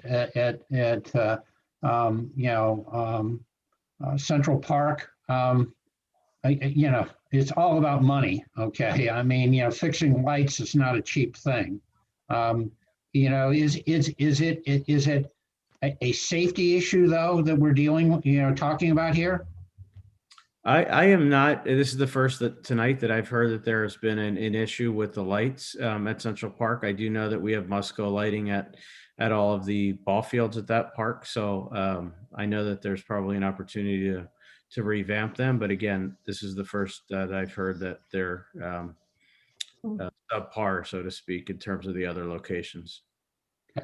Thank you. And again, Rahi, thank you so much for sharing with us your wonderful program. Thank you for taking the time to listen. And we have Commissioner Ramesh. Thank you. First of all, I want to thank the city staff as well as the courts team for this proposal. But I do have two concerns, and I'll give them both so that you can respond accordingly. So first, I know the last time that we had a reservation system, it was misused for private instruction. So I don't play tennis, but I used to park right by the Doherty Valley tennis courts. And especially in the evenings around like 5 p.m. or after, a lot of the people that I perceived to be using the courts were instructors, or at least one adult with a group of kids. Who I could only assume to be like some sort of coach, and it wasn't really Doherty Valley affiliated because these kids were much younger. So if we implement a reservation system yet again, wouldn't that just encourage this private instruction again and sort of recreate that problem? Or are there any steps that we're taking to prevent that? And then the second concern that I have is, it's not really a concern, it's more of a question. So assuming that this pilot program does work and everything is successful, is there any way that we would be able to consolidate both the reservation system online as well as the courts application? Because I think that it may be confusing for citizens and just consumers of both applications to know whether courts are available. So for example, if I check if there are any free courts at 4:45 p.m. and it says there are 2 free courts at X location, but then by the time I get there at 5, there are actually 2 reservations for those courts. That would be really confusing to citizens. So is there any way for us to sort of consolidate both systems? Yeah. Thank you. To address your first point, in terms of the reservations, we specifically identified Central Park and Rancho as locations where staff is present during business hours. So it's our full intention to go out there and kind of witness and identify and engage with the users out there. So although that certainly is a concern, because that's where this program trended last time we rolled this out, we specifically didn't have staff at any of the facilities where this was happening. So at this point, staff's been directed to visit at least once a day, engage, see what's happening out there, and obviously if there is misuse and in specific to an instructor monopolizing courts, at that time we would revoke permits. In terms of using consolidating the 2 applications, our software, Civic Rec, which we are proposing to use for the online reservations, does not have a crowdsourcing application similar to what Rahi presented. Although they are separate applications, we do envision how they can be used in unison. In terms of we're thinking that the public that does not intend to make a reservation and will use that application more on a drop-in basis. The folks that want to make the reservation, use of the app is not contingent on the reservation. So once they have that reservation, they would have the permit in hand and the ability to occupy those courts. And if there was any issues out there, that's where staff would intervene. So I see what you're saying in terms of consolidation, but the apps work a little bit differently in terms of what the public is going to be using them for. Thank you. Thank you. Any other comments? Yes, Commissioner Kensington Lee. You're muted, Heidi. Sorry about that, guys. So yeah, we know tennis is very popular in our community, and I always consider our tennis programming as something that we're really on top of, and much in the same way that you're proposing this is a 6-month sort of pilot, right, Mike?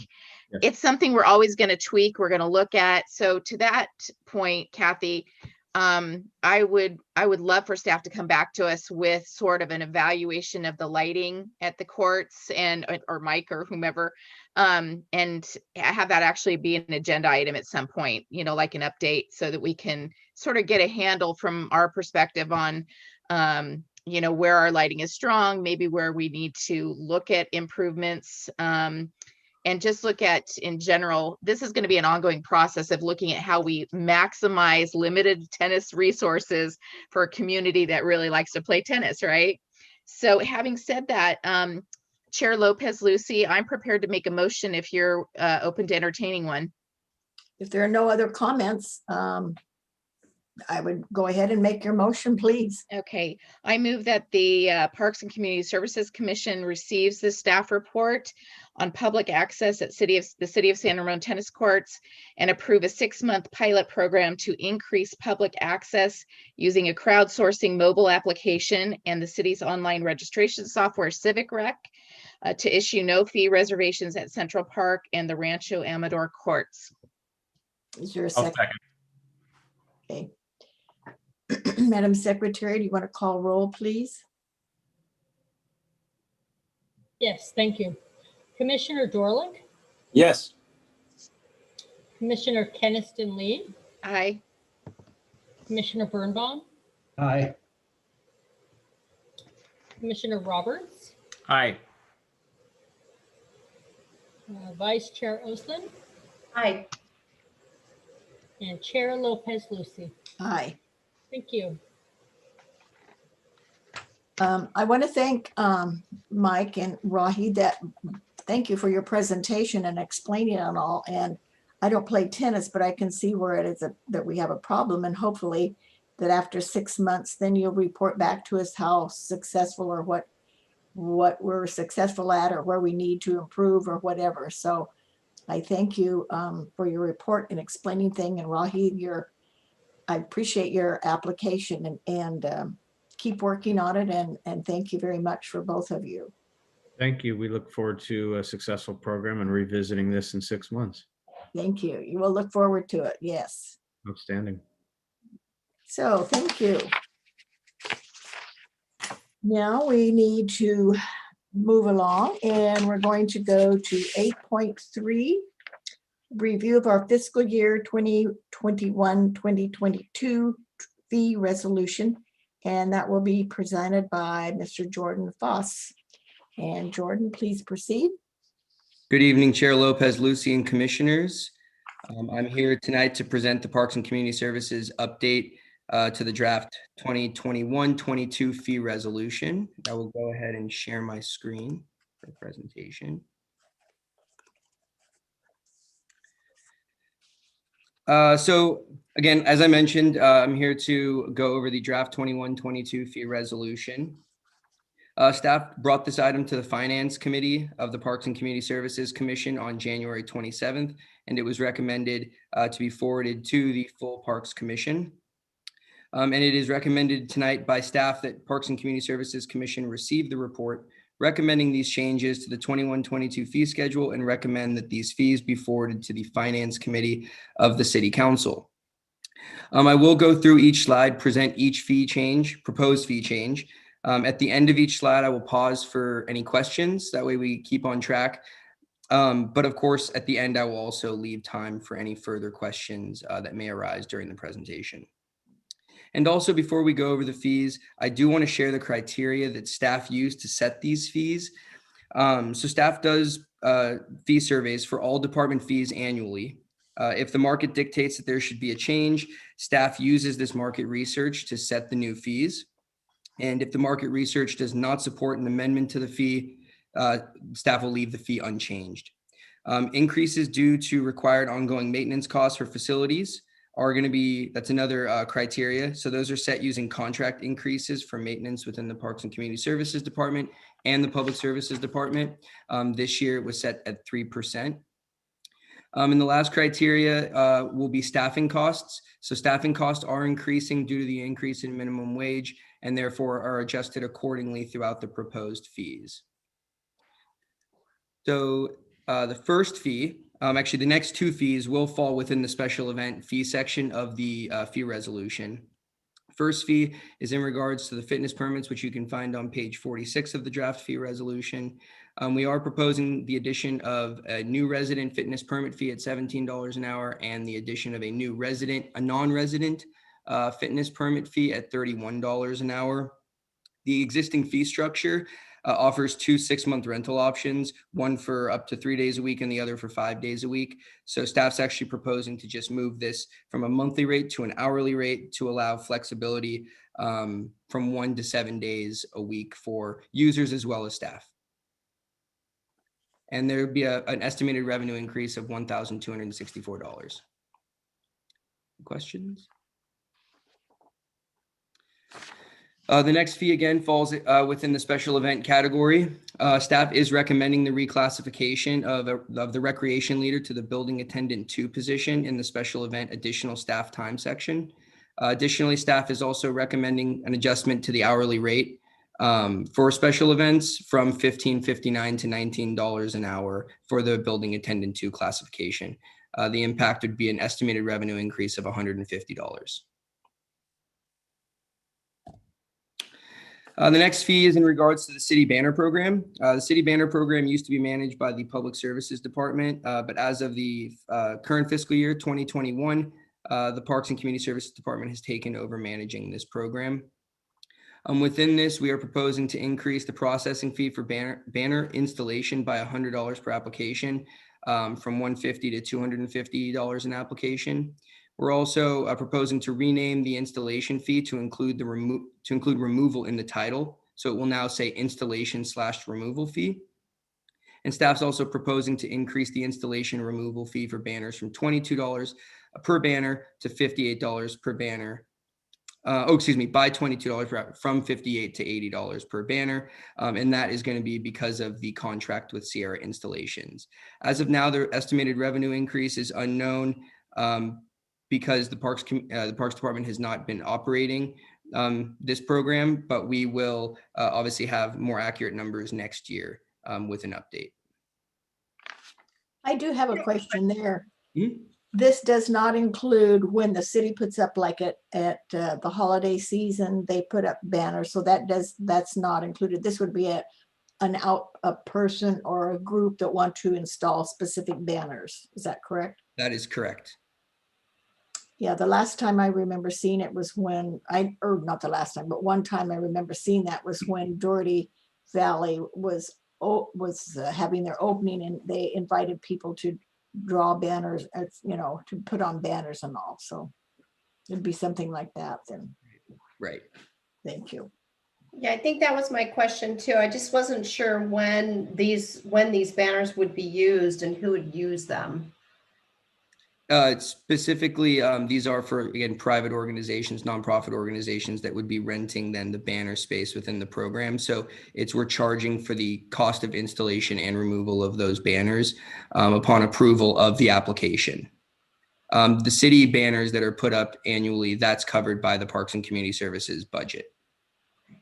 Feasibly, just to help you out, the PGA, when they had that golf tournament, they rented the banner spaces. Also San Ramon 150 that you're all familiar with, we also did banners there. So it would be for something separate, something different. And we don't do it very often, hasn't been done very often. However, the fees do exist, and it's a program we may be looking to develop. The next two fees changes will fall within the building rental fee section of the fee resolution. These fees relate specifically to all indoor facilities operated by the Parks and Community Services Department. So staff is proposing the removal of the Al Costa room at the San Ramon Community Center. It has been converted to staff offices, so needs to be removed from the room classification listing. Staff is also proposing to adjust the garden view room at the Al Costa Senior and Community Center from a large room classification to a medium room classification based on comparable square footages of like-sized medium rooms. And staff is proposing the addition of rooms 102 and 206 at the community center into the small room classification. Both of those rooms have been rented previously. They were just never part of the room classification, so we are adding them now. The estimated revenue increase will be $6,000. The next fee is the indoor building hourly rate adjustments. Staff's proposing increasing all rental classifications $5 per hour for the grand and large rooms, and proposing to increase all rental classifications $3 per hour for our commercial kitchens. With a fiscal impact of an estimated revenue increase of $10,320. The next fee is in regards to the group picnic rental fees. So staff is proposing to adjust the permissions to allow non-residents to reserve group picnic areas on the weekend in a limited time frame. Currently, residents may reserve 90 days in advance. Non-residents are not allowed to rent currently on the weekends. So what staff is proposing is to allow that at the 30 days in advance on weekends. Staff chose the 30 days based on averaging the time period that rentals were found to be made by residents, and then also looking at capacity of our picnic sites on weekends across a year. That's an estimated revenue increase of about $4,900.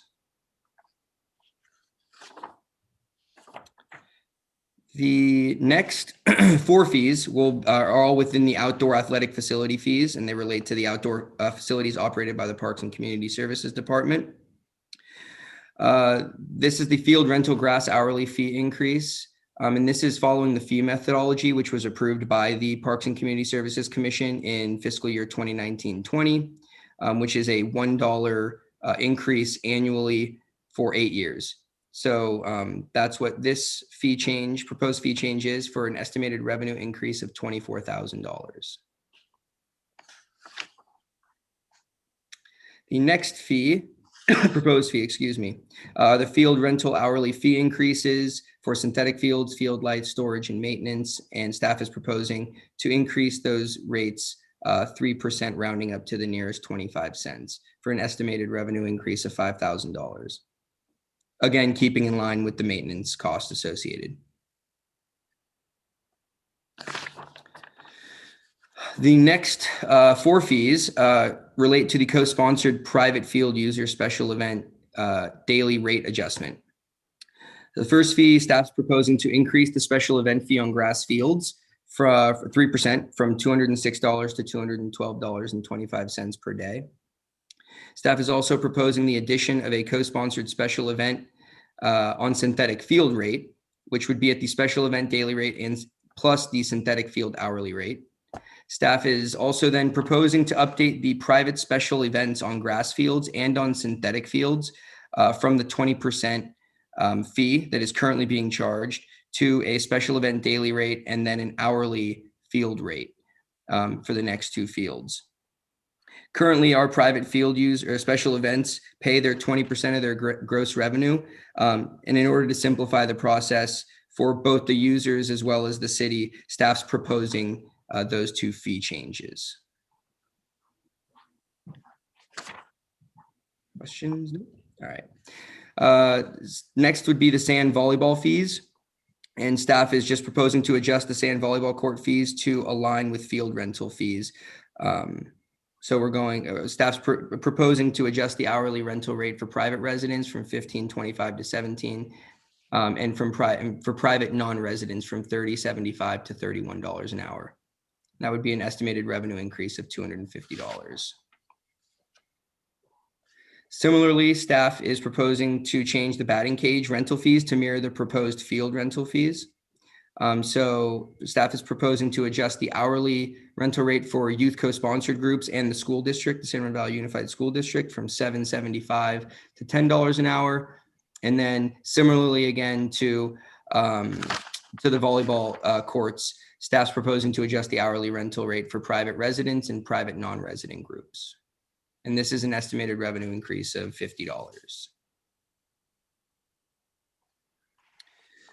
The next 2 fee areas are going to relate to theater rentals. The fee proposals are driven by the city's contract with Venue Tech, as well as the city's new ticketing software, Accesso.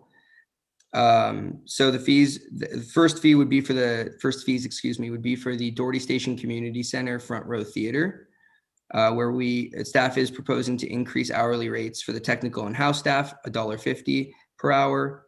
Staff is proposing to remove the hourly rates for theater maintenance as the position is no longer being used.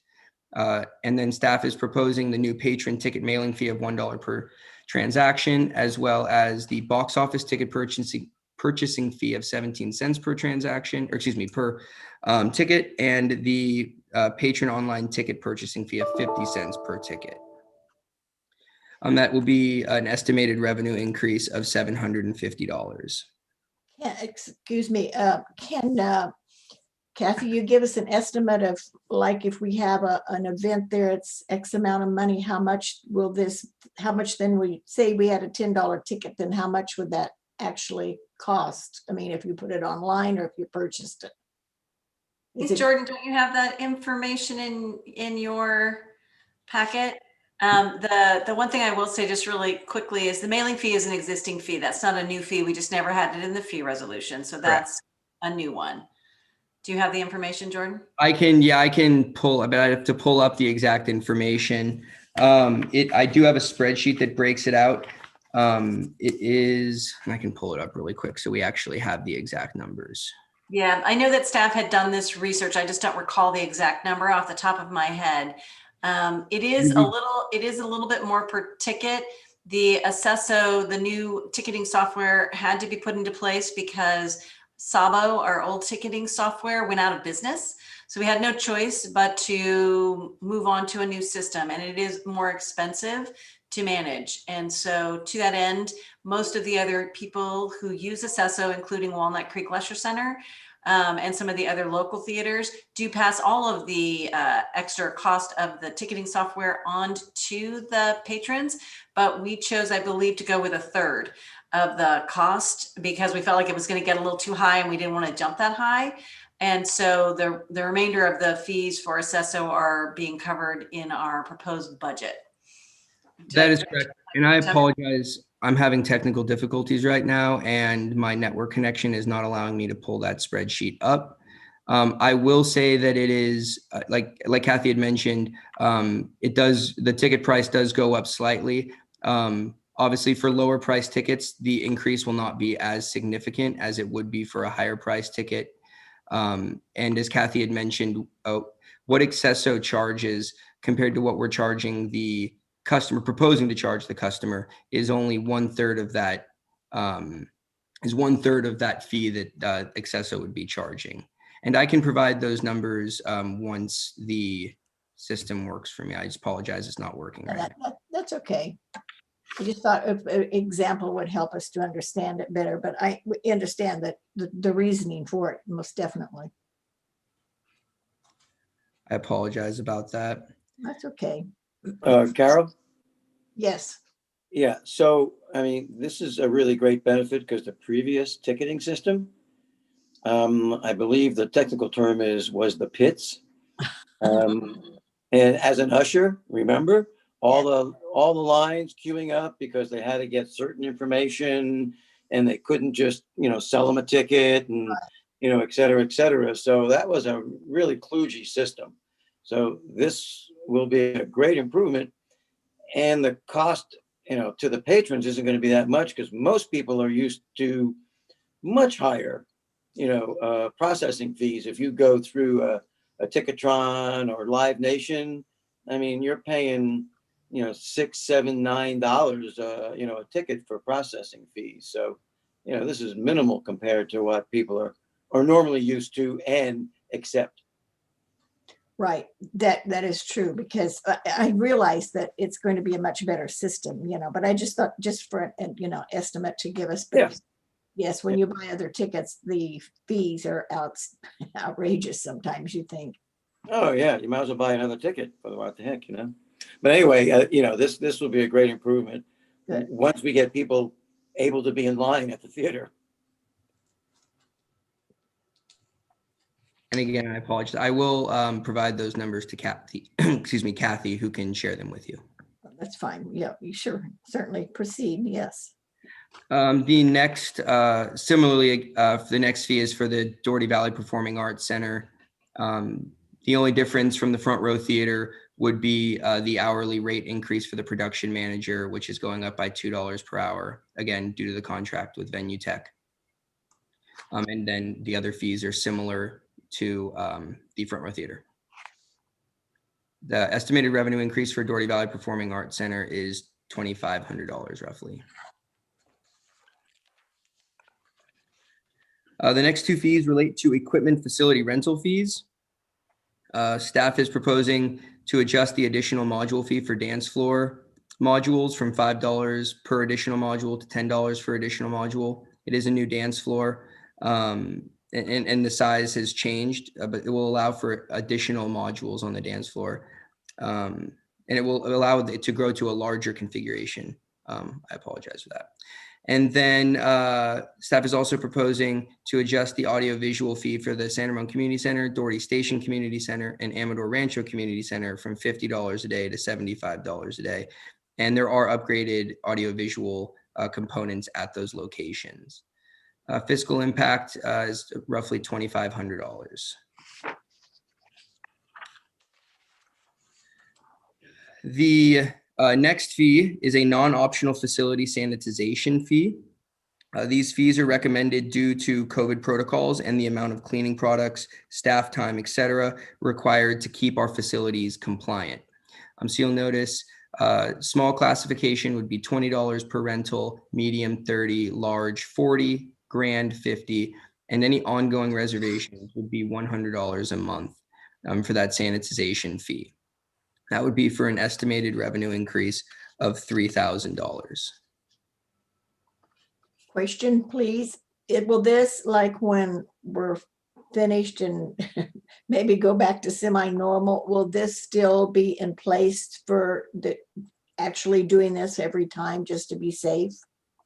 So as part of the fee resolution, staff will reevaluate the fee annually. The plan will be to keep it for the 21-22 fiscal year, and if needed, to continue forward. If not needed, then staff will reevaluate and decide if the fee should be removed or not. Okay, thank you. Carol, Mhm. I think it was the consensus of the subcommittee that this remain a permanent fee for the rentals, because I mean, people are still gonna, want to have that quality of sanitation going forward, even after when the, shelter in place and things are open. It'll probably be even more in demand at that time. So our recommendation was evaluate it, but, expect it to be something that is a continual additional fee for the rentals. Well, I think people will be happy that we have that, to know that it is sanitized, I think. Yeah, exactly. Exactly. The next fees are for the Santa Ramona Olympic Pool and Aquatic Park and the Doherty Valley Aquatic Center special event and lane use fees. Staff's proposing to increase the combined lane rental and lifeguard for 25-yard course fees, which is going to include the 3% increase for lane rentals and an adjustment for the increase in minimum wage. And then the non-resident and co-sponsored fees are determined on the resident rate at a plus or minus 25% respectively. That is similar to below, where staff is proposing to increase the combined lane rental fee for the 50 meter as well, which will again include the 3% increase and an adjustment for the increase in minimum wage. And there are more fees for the Santa Ramona Olympic Pool and Aquatic Park and Doherty Valley Aquatic Center. So staff is also proposing to increase the special event and private rental lifeguard fees by $1 an hour, from $20 to $21 an hour. Again, those fees are necessary to offset the increase in staff rates. And then staff is also proposing to increase all the remaining Olympic Pool and Doherty Valley Aquatic Center special event and lane use fees by 3%. Fees that would not be applied to would be the rental of the Colorado computer equipment. That is a fixed cost for the use of the equipment. The parking permit fee will stay at $1. That is related to a fixed cost for the materials and resources required. And the private rental group fees, as there's not a high demand for utilizing this service and the city prices are comparable to neighboring agencies in the industry standard. All four fee changes would equal an estimated revenue increase of $21,500. And lastly is the adjustment of the hourly gymnasium fees. These fees are, the proposed fees increase are necessary to offset the increased staff rates. So you'll notice that staff is proposing to increase the hourly rates for all classifications by $3 per hour. And that would have a fiscal impact of roughly $33.33. And that's all I have. If there are any further questions, I'm happy to take them. And again, staff is recommending that the Parks and Community Services Commission receive the report recommending the changes to the 21-22 fee schedule and recommend that the fees be forwarded to the Finance Committee of the City Council. Thank you. All right, any further questions or comments for Commissioner Beerbaum? You also still have public. I'm not sure if you wish to speak. I'm sorry, I forgot that. Yes. Do we have any public comment, Christy? We have 4 people in attendance, but no one has their hand up at this time to speak. All right, then I will then close the public comment then. And then we'll go to our commissioners. Sorry for that, forgot that. Again, Commissioner Beerbaum. Well, first of all, Jordan, great job. I've really enjoyed over the last couple of years watching you bring forward your report every year. The confidence that you've gained every year is showing, and the quality of the work was always good. But you know, the in-depth understanding of all of the fees and your ability to answer the questions just really give me a lot of confidence that you guys have done a great job in putting this together. I especially appreciate the discussion we had with the Finance Committee as it related to the basketball court and the bocce court. Discussion about potential fees for that. I see that you guys have removed that from the discussion this year, and as one of the commissioners, I appreciate that. But all in all, I thought you did a fabulous job, and I feel really confident that the quality of your recommendations will withstand any other scrutiny. Thank you. Commissioner Roberts. Thank you, Jordan. Great presentation. Was able to follow you very well. Actually, even better than me reading through it, over the weekend. But I just wanted to just raise, an issue, not an issue, but the city, obviously, we have to meet, stay up with the times, be current in terms of increasing our costs to match our expenses and things like that. But my only concern, and I think we brought this up before in the last time we talked about these fees, was to make sure that we're being fair and equitable, and we're thinking about the disadvantaged businesses out there and the low income families who are, especially during COVID, who got hit hard the most. And these fees, there was if my memory serves me correctly, in that resolution, and I'm not looking at it at the moment, but there was a portion there where you talked about being fair and equitable to, there was a line in there. Is that correct? That I would have to looking at it. Yeah, I don't know of that exact line. I have to go back and take a look.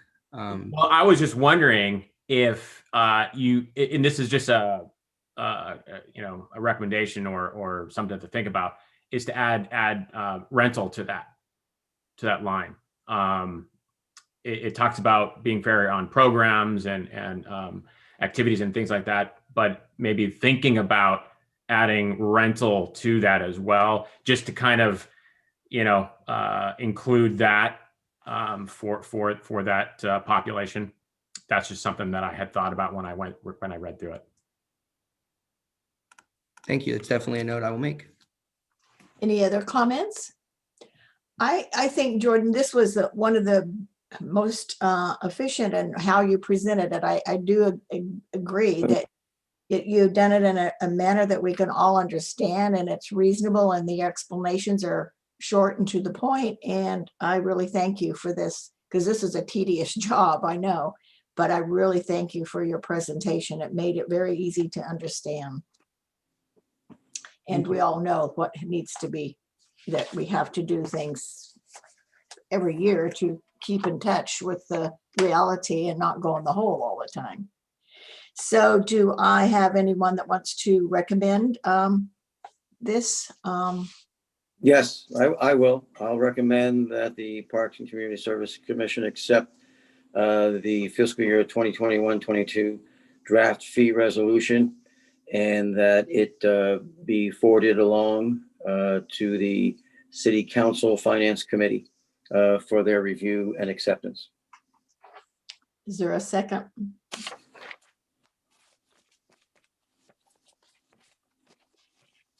I'll second. Okay, thank you.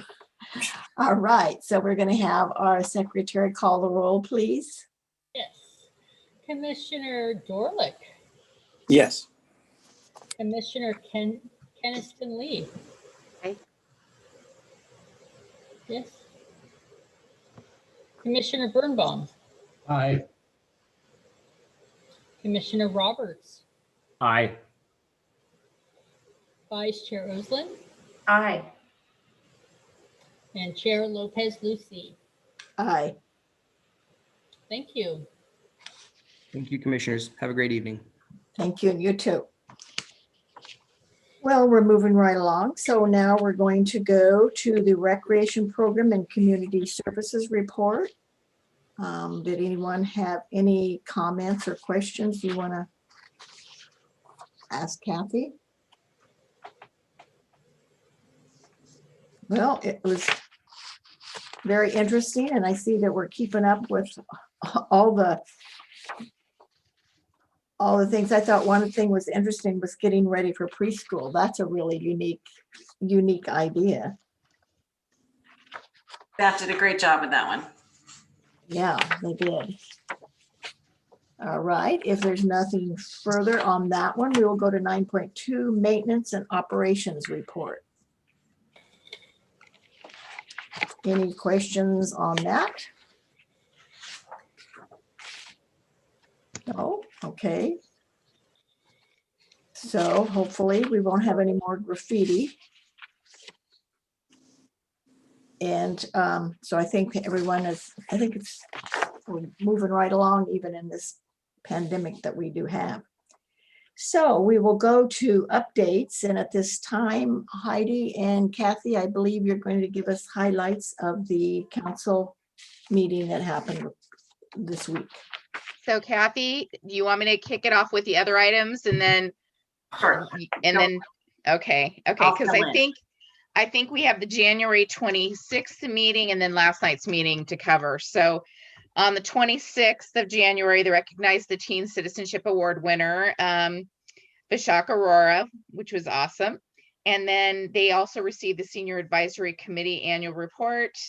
They did accept the work as completed for the Santa Ramon Community Center and the Alta Costa Senior and Community Center. And so that essentially authorizes the filing of the papers, the closing papers, and the transfer of the actual money. So people get paid. That's a good thing. At that time, they did approve our recommendations regarding Crow Canyon Gardens, vote 4-1. Then we transfer over to the meeting last night. They received the Arts Advisory Committee annual report, as well as a very interesting report from the Santa Ramon Police Department, the annual report, which was really neat to hear from the chief. And the bottom line of that report is we're doing a really great job keeping our city safe. They're doing a great job keeping our city safe with comparably conservative resources. I mean, Julie, I don't know, you're waving your head like you heard it. That's what it sounded like to me.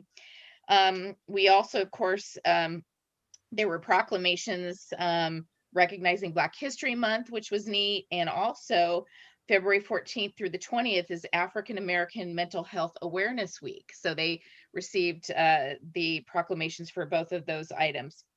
And then council members afar moved to reconsider just point 3 of our Crow Canyon Gardens recommendations, essentially suggesting that the question of how that building or the buildings will be handled go back to the City Council Policy Committee for, again, reconsideration and recommendations that I understand will then go back to the City Council. It was seconded and it did pass. I believe it passed 3-2, correct? Kathy? So Kathy, any other things you want to add on to that? Actually, you actually did a great job, a great summation of the both meetings. So that first meeting, if you'd like to go back and watch the first meeting, I think most of you were in the audience, if not all.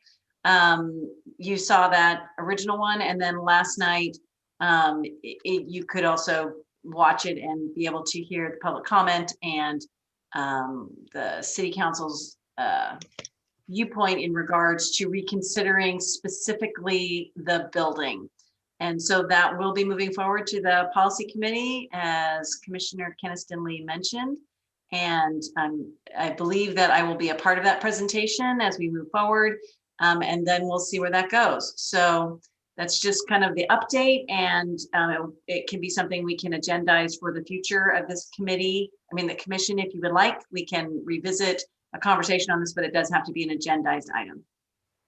Kathy, can you explain to us, for the record, we are not at liberty to address the city council with regard to this item. Is that correct? If we were to, because we're on a commission, can you explain that to us? Well, I may not be the best. I may need to go do a little more research with our city clerk and our city attorney to make sure I understand all of it. But at this point, you have made a recommendation to the city council, and that recommendation stands. And so all of the sum total of work that has been done for the last actually 3 years is all part of that record and part of your recommendation that moved forward. So at this point, it really is in the city council's hands. They accepted the recommendation, but then they reversed that acceptance with one item. I'd like to point out that they held your first two completely. And so it's only the one item that they're going to take another look at, which is whether or not to demolish the building. I think that's the crux of it. So as this moves forward, I'll do my best to keep you updated. And again, I can certainly add this to a future agenda. Okay, thank you.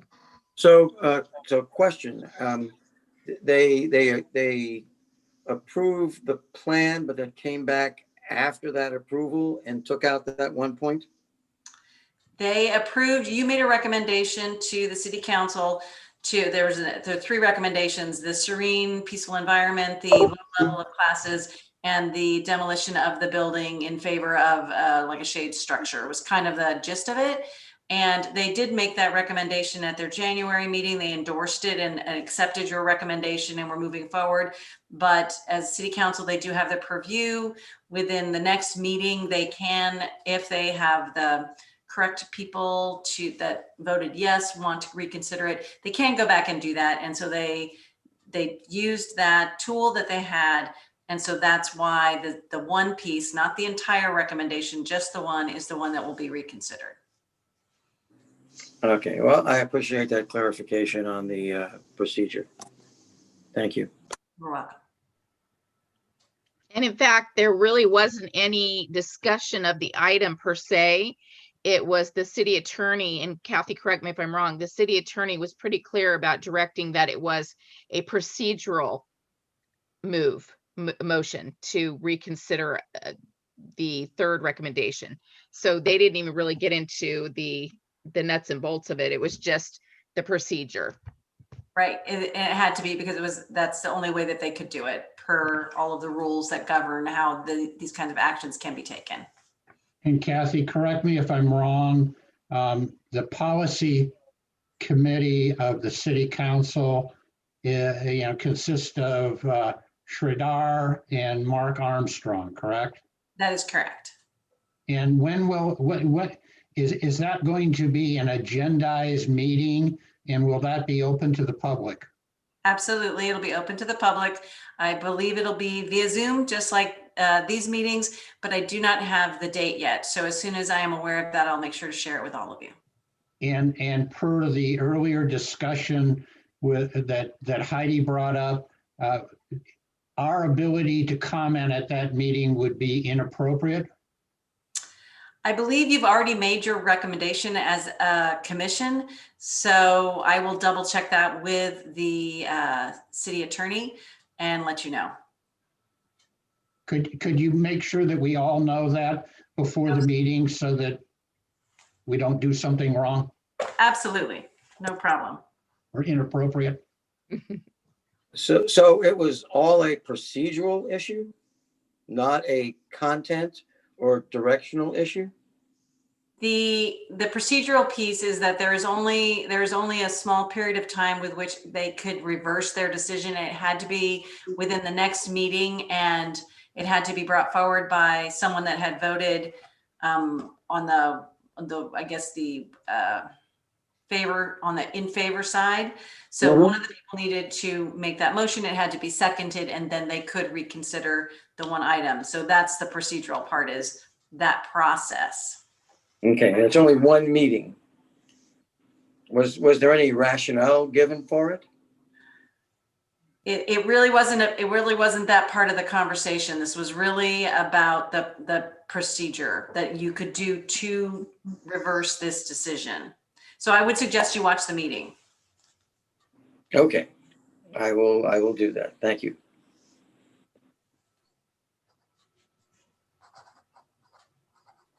All right, so then we will continue on. That was the city council reports, but then we will now have the committee reports. And I will just start as I see you on the screen. Commissioner Oslin. So I attended the Library Advisory Committee meeting. Unfortunately, I wasn't able to attend the real meeting, but I watched the video the next night. I had a conflict. And during the meeting, they were preparing for their annual report and for their presentation that we heard tonight. And then Dina Holloway also gave a short presentation on discussing Doherty Station Library and possibly reconfiguring the layout in light of having the new DVC library space. They want to create more space for the children and possibly reconfigure the service desk. Their summer reading program will be called Color Your World. And they're going to be changing out the story walk in spring, which we learned tonight. They are creating grab bags of books for children. The librarians pick out the books for the kids. So they're doing a lot of extra perks for the children. And the last comment that I wrote down in my notes was that San Ramon residents are very well behaved when they come to the library during COVID, when they come to pick up their books. So they come prepared with masks and do what they need to do. I also attended the Teen Council meeting on January 19th. I'm going to let Student Commissioner Ramesh share her feedback on that when her turn comes, but I did want to just bring up one point about the ambassador program. They're having kind of a hard time finding kids from the Gale Ranch and Iron Horse for the ambassador program. So I know Student Commissioner Ramesh will talk more about that, but I thought that was a very interesting snag that we're having. So, but that's my update. Thank you. And we'll go to Commissioner Ramesh at this time, so you can continue right on. Thank you. So first, addressing the ambassador program, we did get a lot of applicants from Windermere Middle School, Pine Valley, and the other middle and high schools in the area, but we were lacking from Gale Ranch and Iron Horse, and we believe that that's a matter of communication. A lot of middle school students aren't using social media and aren't as well versed with just like going on the internet, communicating through the internet as high school students. So they are very difficult to reach out to. And if the school isn't really communicating as planned, especially due to COVID, it's really hard for us to have outreach to middle school students. So as we do more programs like throughout the year, and as we want to advertise to middle school students, that's something that we're probably going to have to keep in mind, is the lack of connect that we have with Gale and Iron Horse.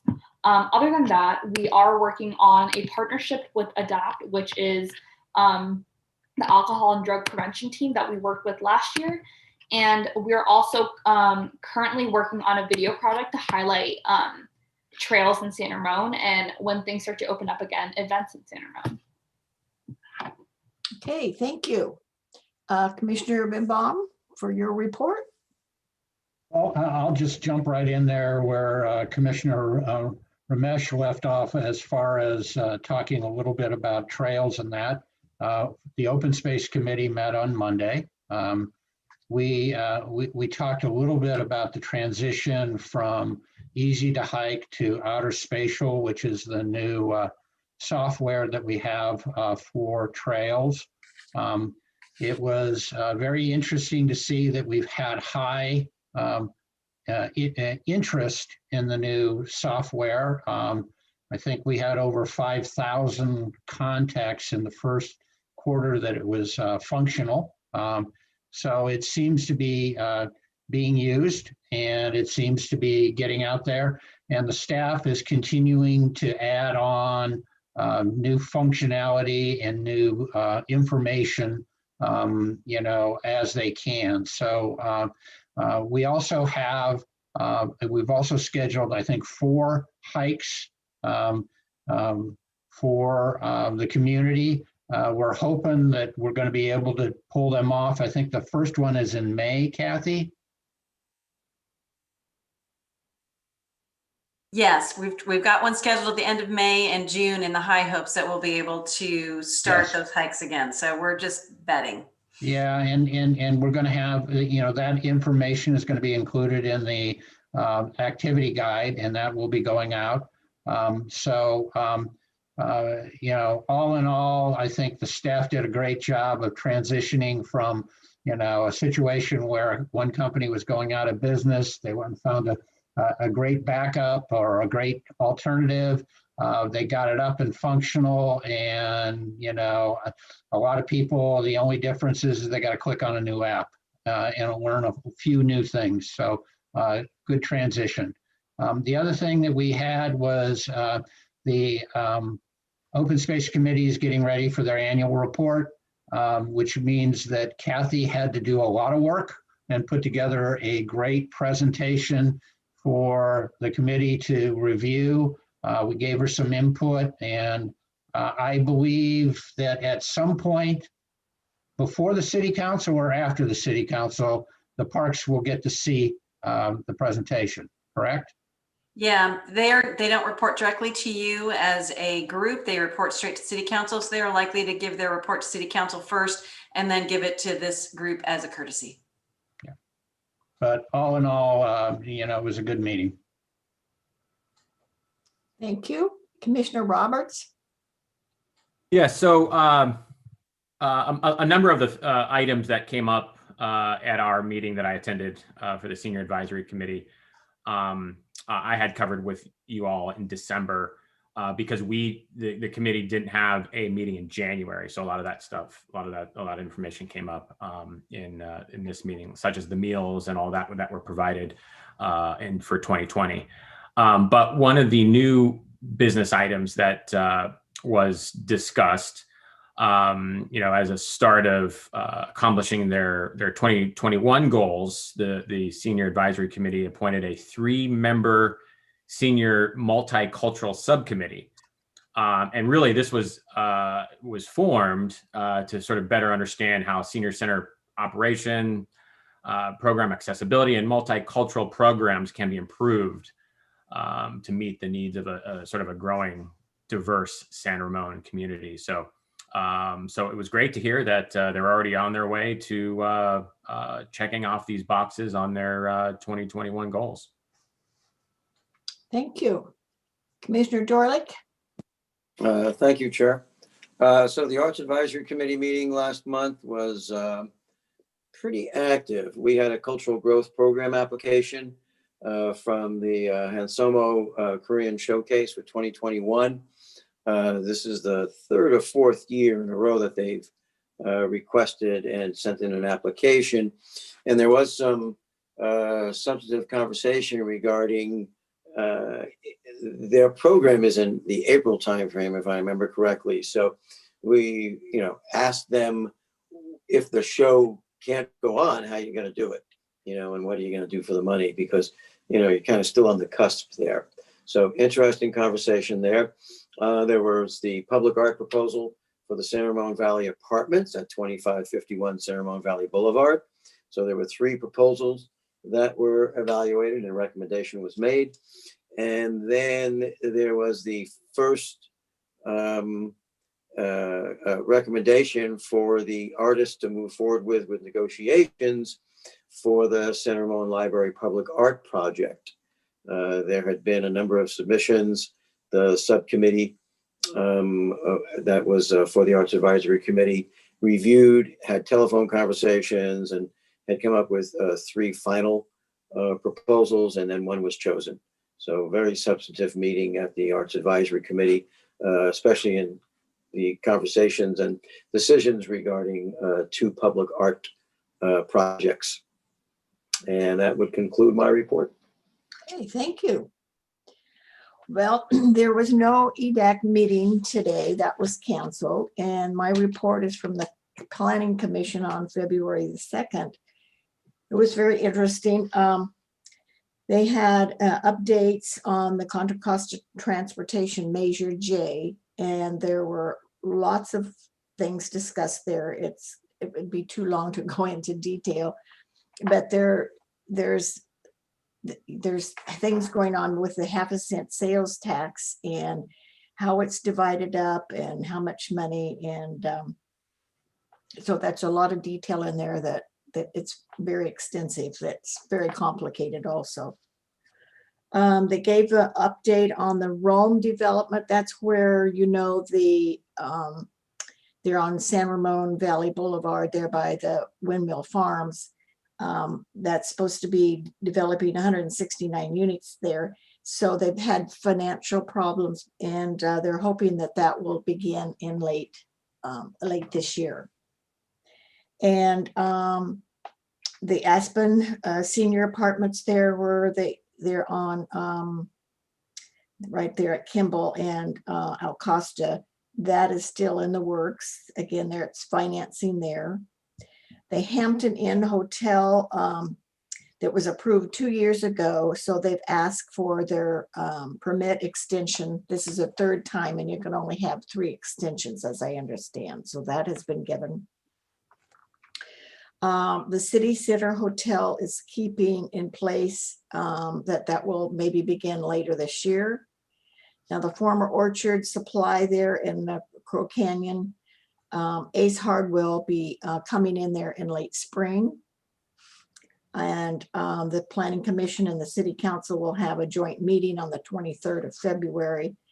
And their main topic will be the housing updates and the challenges that we have with the state regulations. And they're moving forward with the walking district plan in early summer. And of course, the permit center, as you all know, is moving to City Hall, and they're planning to be in there by April. And then, of course, the police and fire will be where they were originally. And then they also discussed the overpass, the Bollinger overpass, and apparently that's going to be another year before we see that come to fruition. So that was the different things in the Planning Commission. So that is my report. It was kind of interesting to see all the updates. Chair Lopez Lucy, Yes. I was going to also mention that Thursday, City Council is going to address the Costco gas station appeal. So if Yeah. anybody's interested in tuning in, that's going to happen this week. That's correct. Yes. Okay. Thank you. So do we have any commission member items that you want to bring forth? Well, I probably am the only one, as Kathy mentioned it. The Historic Foundation is having a crab feed pickup. So it's online. You can go online to sanramonhistoricfoundation.org, place your order through PayPal, and it's $60 a person. You will get 1 crab in your order, which is about approximately 2 pounds. It will be cracked and cleaned. You will also get pasta, and that we're working with a crab, a person that does crabs and crab feeds, but of course this can't be a crab feed, it'll be a crab pickup. So we're working with them so that each crab will be in a container by itself. And then the pasta will be in a container, and we're working with Gianni's on that, who are helping us. And they will be doing it. And also that they're going to be so nice to us, instead of us having to purchase all the containers and everything that we need, they're going to sell them to it at their cost. So that is really nice. And they're also going to be helping with the pasta to, get it into the containers and all. They'll be helping us with that. Then you'll get salad and some bread. And then when you register, you must give us a time that you want to pick it up. And you can pick it up on Saturday, it's the 27th from 2 to 5 p.m. So that's on the PayPal thing that also asks you what time that you want to pick it up, because we didn't want you all coming at one time. So, and all that will then be in one recycled bag so that there won't be any paper that can break or, tear or whatever. And so it's another way. We won't make a lot of money like we usually make when you can have your crab feeds, but we are hoping to make some money, but also to bring attention to the farm that we're still doing projects there and you still need money. And so telling people, and we'll have a little card in there thanking the people that have helped us and everything, and asking them to go on our website and see what all things are happening. And so I would just encourage you, I did check that we have about, let me see how many orders that we had. We have 90 orders thus far.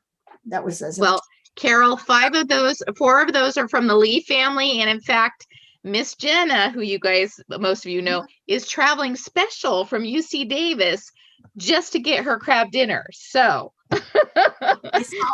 I get each order. Yeah. So She's excited. And I thank you for that, for supporting it, because it is going to be a lot of work for us, but it'll be fun doing it and to make sure that we can get the people out there. So we're hoping, well, we wanted 200, but it appears that we're going to hit 100. So we're hoping that somewhere between 100 and 200 will give us some money. And it should be, my husband and I have had the crab from where we're getting it, and it will be brought in, and this gentleman gets it directly from right there at the waterfront. And so it will be definitely fresh cracked crab, and it is good. So any questions? I just hope if you like crab that you'll put on get a reservation made so that we can see you on the 27th. It's interesting to see how, because I remember former Commissioner Dominic Yancey, she used to say, I go to 10 crab feeds in the community. And it's interesting to see how organizations are pivoting and that they are adapting and finding creative ways to continue with those traditions. So that's kind of neat when we can support that. It's kind of a neat way. It won't be like sitting down with your friends and, having a lot of fun like that. But we're hoping that this will suffice in people getting a crab. And crab this season hasn't been plentiful. So we're lucky that we have this person that can get us the crab. So. Yeah, I'm sure the crabs thought they had a buy this year, but not so. Right. So anyway, that is my theory, but if anybody else has anything to bring forth. So if we have no further business, then one thing, just one thing. Happy Valentine's Day, everybody. Okay. Thank you. And actually, if you like jazz, Dave Koz is having a Valentine's concert live in the studio on Saturday evening. So if you like Dave Koz, and he was one of our artists at the Doherty Valley Performing Arts Center at one time. Remember that, Kathy? Mm-hmm. So he and Brian McKnight, the soothing sounds of Brian McKnight, and Dave Koz in his studio in LA will be broadcasting live for a Valentine's concert on the 13th, Saturday evening, 5 p.m. Pacific time. So you can have a remote date or a in-house date or just enjoy it. Right. So Okay. happy Valentine's Day, everybody. Well, I'm sure we'll all have it. And thank you all very much for your reports and for all your work that you do. So at this time, the meeting is adjourned.